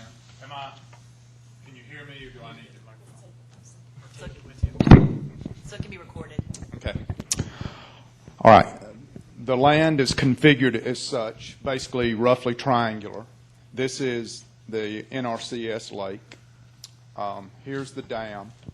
This area shown and highlighted in pink, this is an emergency overflow or spillway that was constructed by the ASCS. So the dam is, 30 feet above the elevation of the water, and they've created this spillway that directs the water in such that it takes it down to the floodplain. All right. During construction, they built a berm at the end of the dam that directs the water away from the toe of the slope of the dam, which would, if you have a catastrophe or flood conditions, the last thing you want is the base of this dam to be eroded away, and instead of an emergency overflow situation, you've got a dam breach failure. So we're directing, or the government directed the water away. So the placement of the arena is such that I know the first thought is just rotate it. Well, when we rotate it into the very center of the emergency spillway flow. So we're directing it in a point at the base of the dam that is protected from the overflow. All right, the northwest overlay says that any buildings, accessory buildings, have to be behind the existing residence. So that takes all of this area out of consideration. The area highlighted in lighter green is existing pasture land. The rest of the property is basically wooded. So when we're talking about if we relocate the structure to another section, this is grass, this is woods. If we move it there, we're going to remove a lot of trees. The other thing to remember is the pure size of this building, and this is the absolute smallest arena that can be constructed to adequately train horses. You've got to build up enough speed for jumping or that sort of thing. Really, the standard arena would be 300 by 150, but the City of Milton limits the size on a particular structure, so we brought it down to the absolute minimum for it to be a usable structure to train the horses. The other thing, the topography, this area is basically flat. So if you're doing a 220-foot building, if you're on these slopes up here, you would have 50 feet of cut across, which makes it completely unviable anywhere outside of this flat area. The property is a typical floodplain scenario where you have the stream, you have a floodplain, and then you go into a steep slope. So we've basically placed the structure from an engineering standpoint, and from a viability standpoint, and what we consider the best possible situation. I guess that's pretty much. The stream was dredged by the ASCS in conjunction with the construction of the lake. It has they straightened the stream, cut the banks down, cleared all, and since then, it's been in grass, pasture land. So we're not removing trees. The trees are hugged just along the slope inside the fence there. And we tried to pull it as far away from the stream as we possibly could without getting into the severe slopes. And if we pulled it off, then we're into 20 feet of cut with 3-to-1 slope, so we're into 100, 150 feet of shoulder cutout, so we're huge areas of disturbance in the tree area. I guess that's basically an overview as far as for what we're looking at. I've got some other pictures, and I'm sure Mr. Hargreaves would like to speak to you as far as his direction.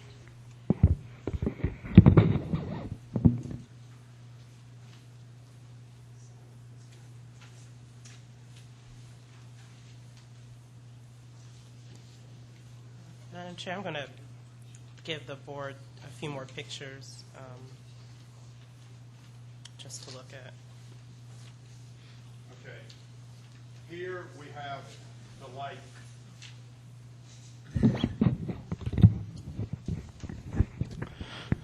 See the water elevation.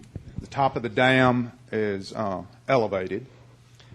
This dogwood tree sits on top of the constructed berm that was built whenever they constructed the lake, ASCS. It diverts the water around and away from the slope. This is a view of where this spillway, and it takes the water down through this section here. Another view of that.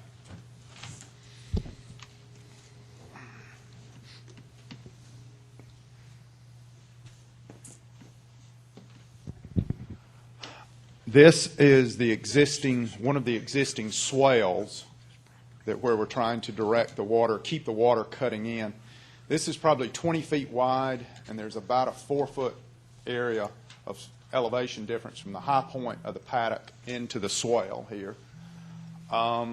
This is another swale going through that are shown that I showed earlier.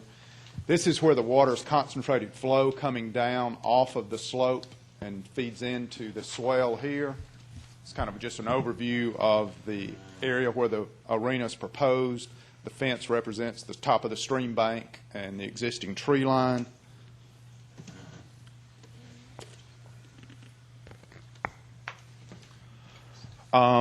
This kind of demonstrates the flat area. You come out of the slope, you immediately go up on a 25 to 30% slope on the topography. Another representation there. Well, the swales, this is the existing creek bank. The fence is right along the creek bank, wooded inside, grass outside.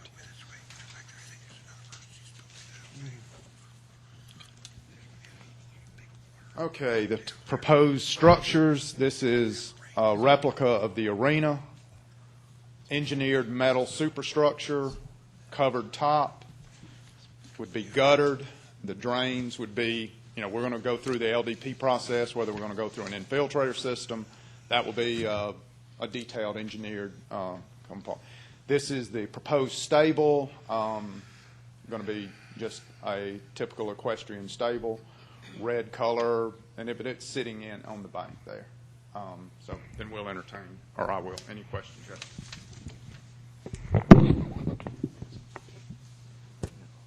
Sir, I have a question. Could you put the site plan back up there?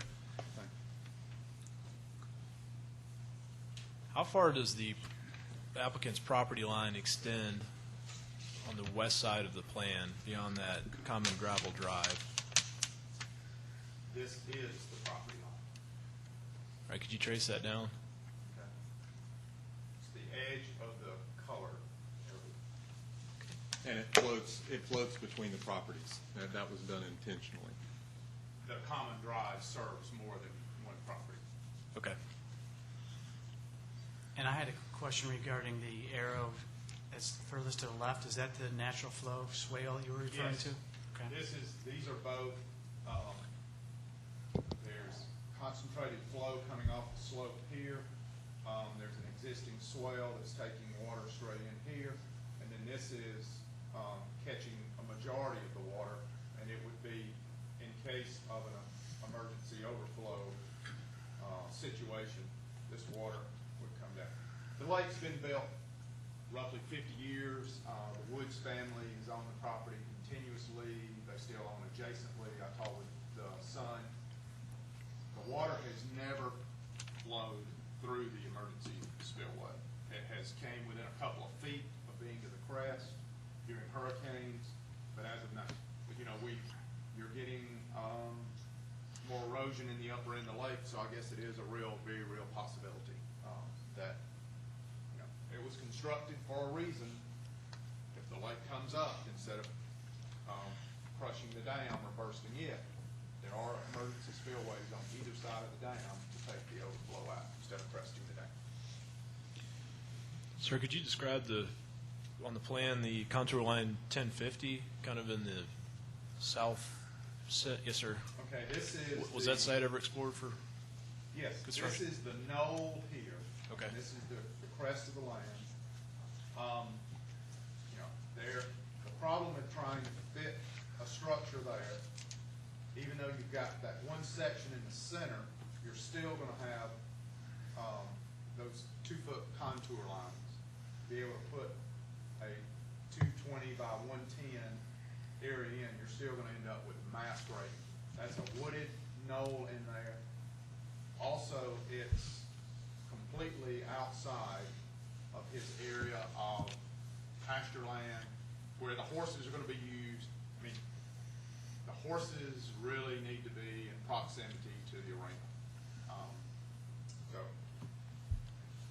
the grading is such, complete tree removal, cross slopes, access to that area through the woods with roads, trying to get trailers in, anything.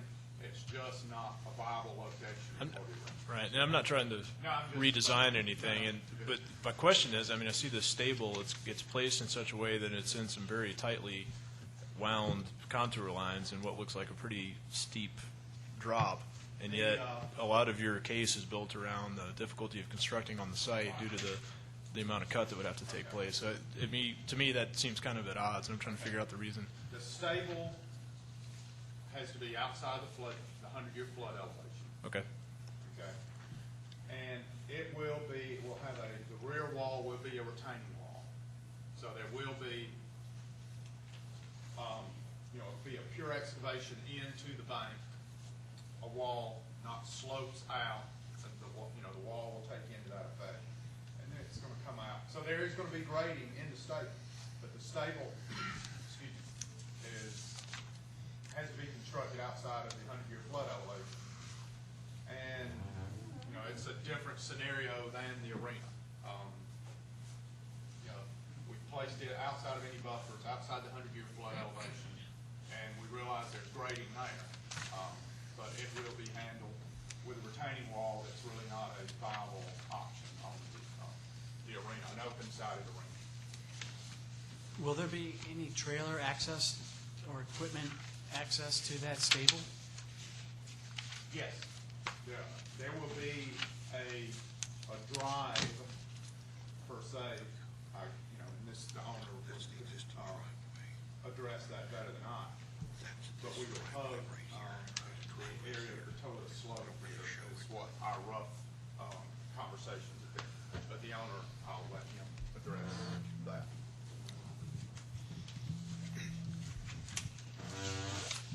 Good evening. My name's Robert Hargraves, 14225 Hopewell Road, Milton, Georgia. Thanks for your time tonight. So to answer your question, yes, we would have to have an access road to get to the area, which is part of the trouble with the site. You think with 18 acres, there's lots of places to put lots of things, but with the slopes and the existing home structure and the way that you have to do horses, to make it practical, particularly for kids, really for anybody to make, but particularly for kids and in a family setting, things need to be pretty accessible to be safe as well.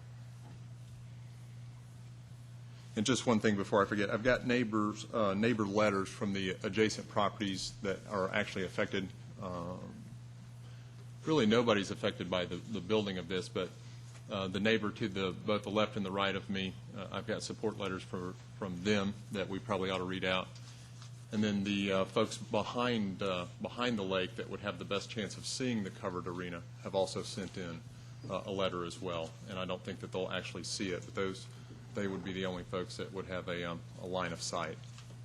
If you could please pass those letters to Sure. Ms. Rambo, she can get those to us for consideration. Thank you. Chairman, I have Yes. a question for Mr. Reese. You mentioned earlier the other site on the other side of the spillway, to the left of the spillway as we look at it.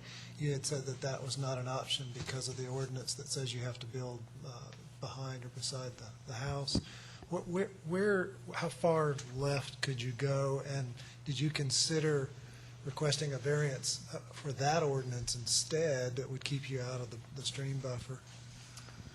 Would that even be a workable site, I guess, is maybe the first question. Well, first of all, it's against the Northwest overlay, but this, we have been through 2 NRCS meetings and we have met with Will Brown, who is the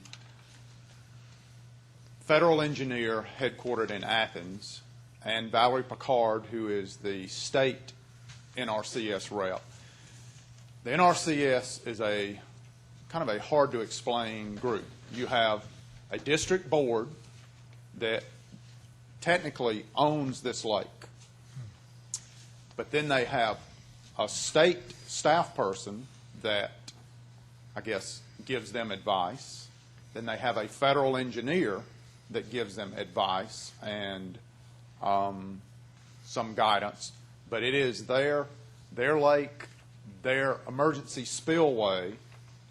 So we have, like I say, we went through a protracted process with them to where is an area that we can place this that's going to not affect you, help us find the best place.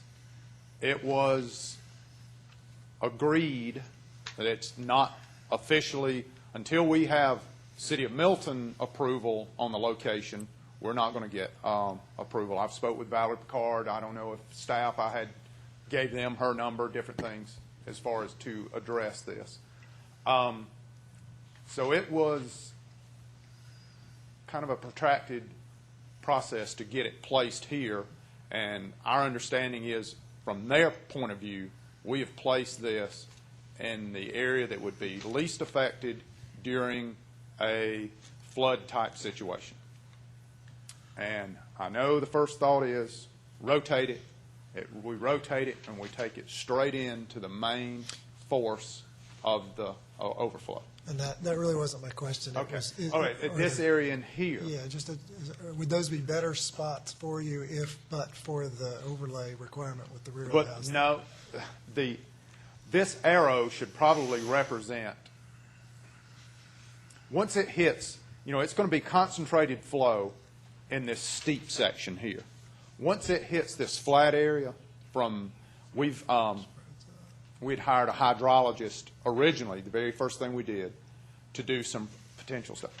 From my understanding, when this water hits this flat area, it's going to spread, the natural flow. There is very little topography change, but there is a 2-foot drop here. So the natural flow, once it comes around, is from here to the road. Gotcha. So if I guess graphically, I should have expanded this, but I don't know that we know the full extent of how wide this flood area is.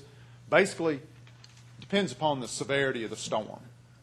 If we get from any level, if the dam blows out, then it's all over anyway. I mean, we're not. I guess it's forget everything. But if we do get this case, depending upon this, it could be from 20 feet wide to 50 feet wide to 100 feet wide from here this way. Gotcha. So, but there's dam breach analysis, things that have been going on. So this area from here to here is, in a case of flooding, is basically going to be inundated. Okay, so If I could just say one point on that, too. When we move it to the left from your viewpoint, we start getting closer to Hopewell Road. One of the beauties of this design is that it's not seen really from the road, which I think is a good thing. It'll be, in keeping with the city of Milton's equestrian thing, but we don't really want to put it up toward the road. We prefer not to. So that was one thought. The other one was we actually wanted to put the stable back here where there would be less grading. And in one of the, I'm just going to call it the flood control meetings, they really wanted to not have any structure in the path of that water. So that's why we ended up on those tight lines. Somebody brought that up, but that's why we moved there. I just mainly wanted to be sure that there wasn't a better spot up there that you had ruled out because of the other ordinance that could have had a variance for it too, so, okay. Oh, and then Thanks. the other situation you get into, I guess there's a lot of variables here, I know. The variant, we would still need the variance if we push up, just to get the size that you need to do effective riding. If that makes sense. Well, you need the variance for the stream buffer, though, and if you could move it left and away from the stream and stay out of the buffers, you might not need a variance. You would need one for the rear of the house issue, but I think we would probably still, to you'd stay still out of be this in the buffer buffer. line with the size of it, Still be we're in. still going to be, any place going with it, with this rotation, east-west, you're in the buffer. we're in the buffer. I'm with you. And if we turn it the other way, then we're maximizing the area that's going to be in the cross flow. So. One more thing I just want to make sure everybody's aware of. I am on the Fulton County Soil Water Conservation Service. I'm on the district board, and I just want to make sure everybody's aware of that. I have had a conversation with both gentlemen because they're going to be going in front of our body and been dealing with these other state and federal agencies trying to work on this very problem. So I just want to let you know, from the time you filed this to now, I've never spoken to you. I didn't, but predating this, when we first were looking at this concept, I did talk to you from, here's the agencies you have to talk to, here's the people that you're going to have to see, and that's where I did walk this property, because like you, I was trying to figure out where could you put this to do the least amount of damage. And when I say damage to floodplain, the dam breach, all these different things, I was very, very concerned, and that's kind of where I was looking at, where it would work. And there are some substantial trees, and they're going to go back in front of our board as well. If they get a variance tonight, that's not going to be over. I think Jimmy Sanders will tell you he's not going to approve that without probably our board approving it as well. So they've got to go back to our board to get approval, and that's where we're going to get some very technical things involving the dam breach analysis, some floodplain analysis for the emergency spillway. There's some other things that are more encompassing than just this to make sure that we're not creating a danger to the community, and that's one of the things we're involved with as well. Mr. Rico, in your capacity on your other board, were there any dialogue or discussions related to the specific location of the facilities? It was. And again, the problem we were coming up with is where to put it because the flow from the emergency spillway. How could we put it? And in fact, I don't think we ever discussed the issue about putting it well in front because of the I wasn't really sure about this other ditch, to be honest. There's a ditch also shown in the plan. I wasn't sure if there was a buffer with that as well. And for whatever reason, I thought going back there would probably be the best. But they have to make the ultimate decision. Nothing was on paper. All of this was just walking the property, trying to see exactly what was going on. But I want to make sure everybody's aware of what happened and make sure I'm upfront with everybody and what I've done so far to date on this property. But it was just one preliminary meeting that I had.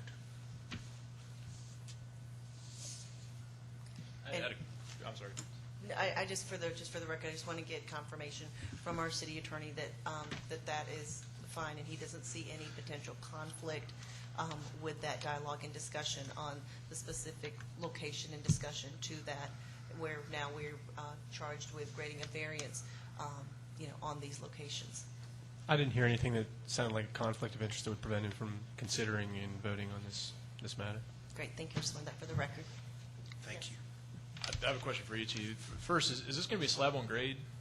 No, it will be a permeable riding surface. I mean, it will be there's a specific mixture that goes in, soil, gravel, it's sand. Almost like constructing a road or something? Well, no. I mean, it's like constructing a riding arena, more of an athletic field, an AstroTurf that has drainage capabilities. You want it soft, not compactable, but not so soft. It's a UGA, College of Veterinary Medicine, prescribed plan to how to put it, but it is a permeable surface. So regardless of where you put it, there's going to be a tremendous amount of excavation going on. Well, we're talking about something that's 12 inches to 16 inches deep, not over 24,000 square feet.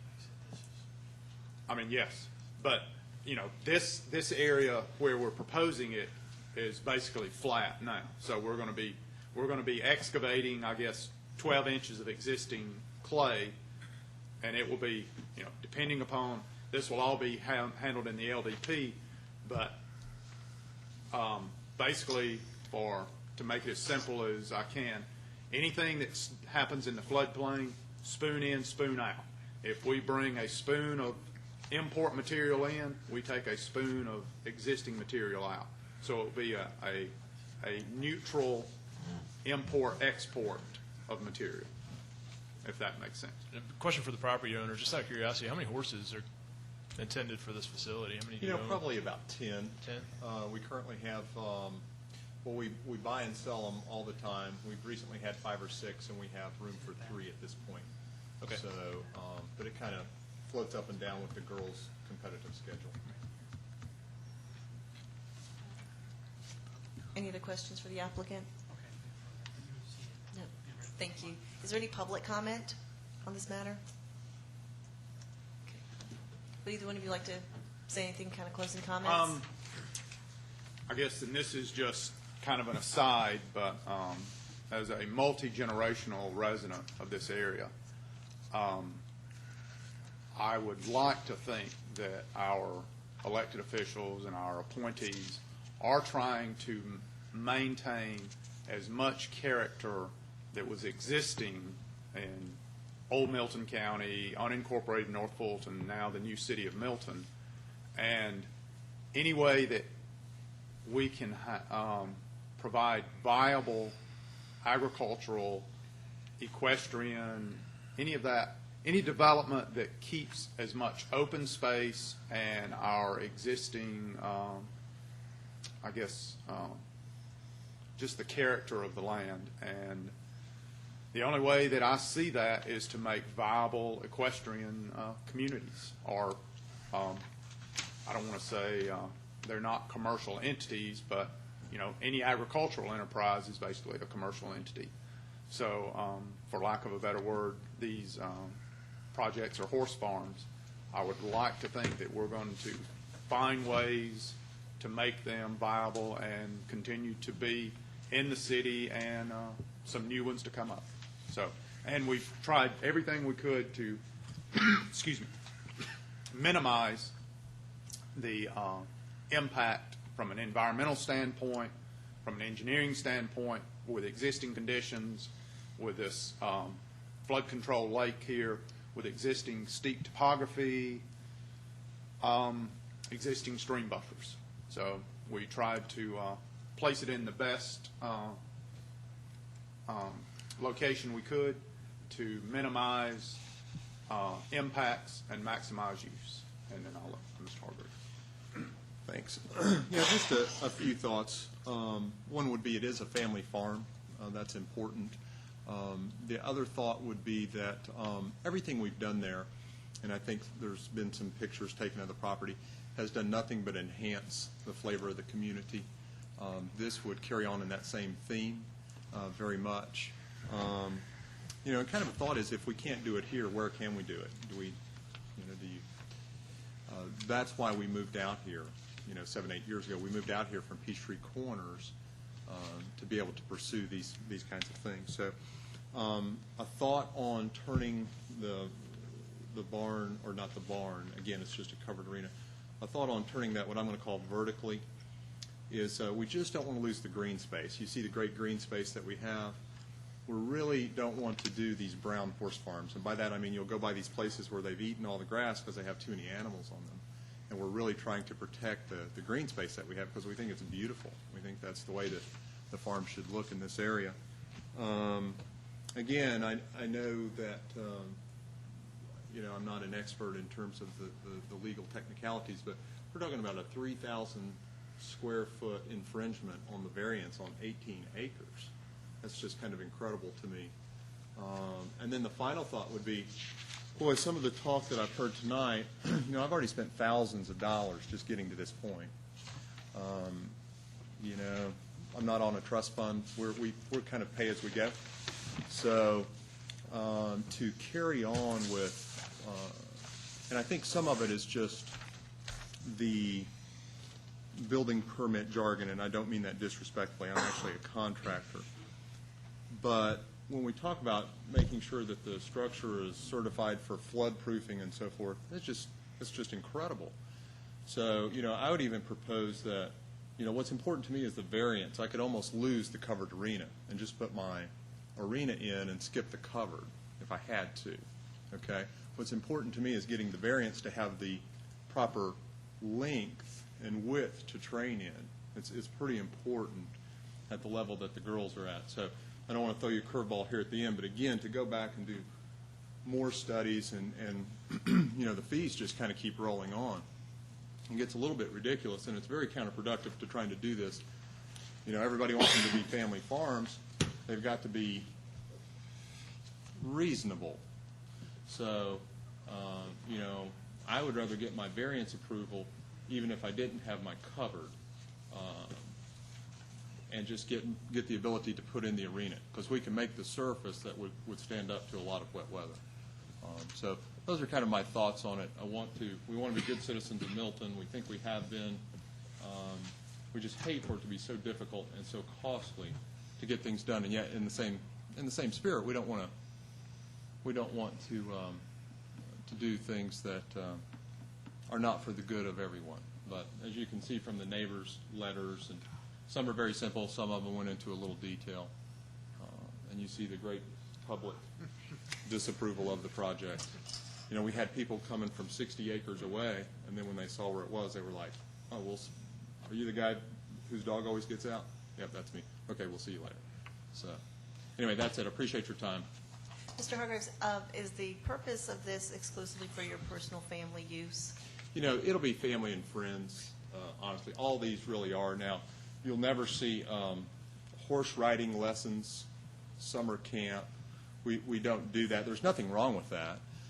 We have neighbors kind of all around us that do that, but our girls compete pretty much regionally. One of them just got 8th in the nation in her discipline, and there is a pretty good show circuit out here, as y'all may well be aware, that it would be our friends and families within that circuit. So, I've got a couple of horses at one of their barns. They would have some here, but this is not,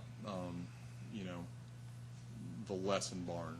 For anything of competition, things like that? No. This location? Yeah, Okay. the competitions are done, some at Wills Park, mainly at Conyers. There's a big facility in Conyers. There's some in Aiken, South Carolina, some in Franklin, Tennessee. Really a great thing for Milton to think through at some point. We're missing a great opportunity, different subject.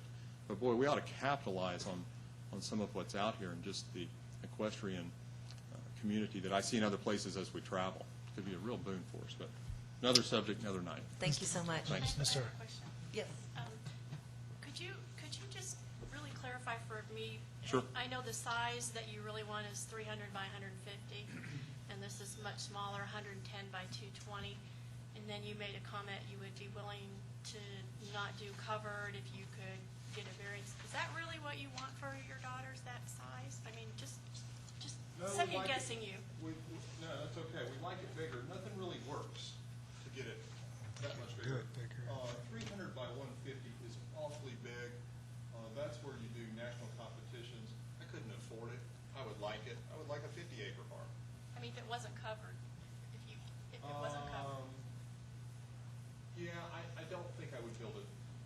there's not room right there to do it unless you flip it this way. But if we wanted to do that, I would have asked for that or gone down here or something. But we can do what we want. This is an awfully nice cover. I'd rather skip that if we're going to get into a lot of heavy-duty detail and do something close to that, maybe a little bigger. But to be very specific, you're catching me off guard. Let's say 240 feet instead of 220 feet, but without the cover. 240 feet would allow us to do an awful lot.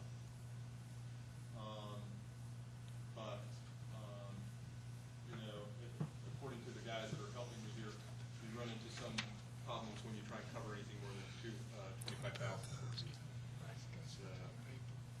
Yeah, I was going to make a comment, just speaking personally, that you alluded to the lack of public disapproval. I think if you'd gone over the 25,000, you'd have had a crowd here tonight. So just speaking personally, I appreciate you keeping it under the 25,000.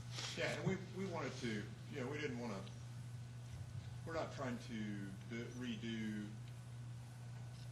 we're not trying to rebuild Wills Park. We're not trying to do that. And realize in those big arenas at 150 by 300, they've usually got 8 or 10 kids riding in there at a time, all at once. And we don't intend to have that. They're very nice. We'd love to have one, but that's not the goal. Any other questions for the applicant? Thank you very much. At this time, I'm going to close the public hearing. Is there any questions for staff? Floor is open. I do have one question, not specific to the arena itself, but of staff. The stable itself, is that subject to the design review board? The new one, yes. Okay. New one. Floor is open for a motion. Mr. Recook? I'd like to make a motion for approval of variance 09-11 to allow a riding ring to encroach into the 50-foot stream buffer and to allow a riding ring to encroach into the 75-foot impervious setback, basically because of the topography and shape of the land due to the amount of floodplain that is in flat area as well as the emergency spillway makes it onerous to find that location as well as keeping the structure behind the main structure. But I would give the approval with conditions. Number one, per the location shown on the submitted site plan received August 4th or dated July 31st, 09, that the applicant shall obtain a land disturbance permit prior to any construction. Number three, as part of the land disturbance permit, the applicant shall provide a mitigation plan that is acceptable to the City of Milton staff.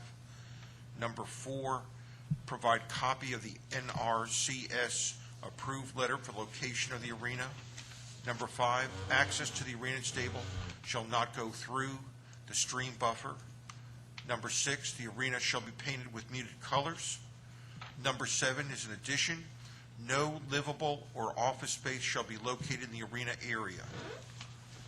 Number eight, floodproofing of the columns of the arena shall be designed by a PE. They want that in there, that identify. Oh, I've got that coming. Number nine, the owner shall indemnify the city from any of the liabilities of the approval or permitting of the site, permit agreement acceptable to the city attorney. And number 10, and that's it. That's it. Second. Discussion? None heard. I'd like to. I just want to make one statement for the record, but I want to hear from Mr. Chairman. No, I would just like to say that I'm in favor of this for a couple of reasons. I think that we are protecting the stream, which is what the variance is all about, and I think we're protecting the stream because we've got a very large piece of property, a lot of permeable surface that's going to remain intact, and because of the statements made by Mr. Sanders that the land disturbance permit would see to his approval to protect the stream. So I feel comfortable with it for those reasons as well. Can someone reread condition number 7? Sure. No livable or office space shall be located in the arena area. The purpose for that is under the dam breach flood zone, if you have any habitable or livable space that it could cause the dam to be upgraded to a Category 1, or for that matter, if the dam does fail, I don't want to have any loss of life associated with anyone living in that arena or any office space. So in other words, I don't want to have anybody potentially harmed. You know, I want to make this purely a recreational area where somebody could get in and out and not be possibly put at risk. Thank you. I'd just like to speak to the applicant's concerns with regard to the conditions that my colleague has imposed on the variance before us. I think that the majority, if not all, of those conditions would be imposed regardless of the variance being requested. So if this were outside of the stream buffer and impervious setback, these conditions would still be in place if it were still in roughly the same area. So these aren't necessarily things that we've dreamt up. These are just standard procedure. So I just wanted to make that clear.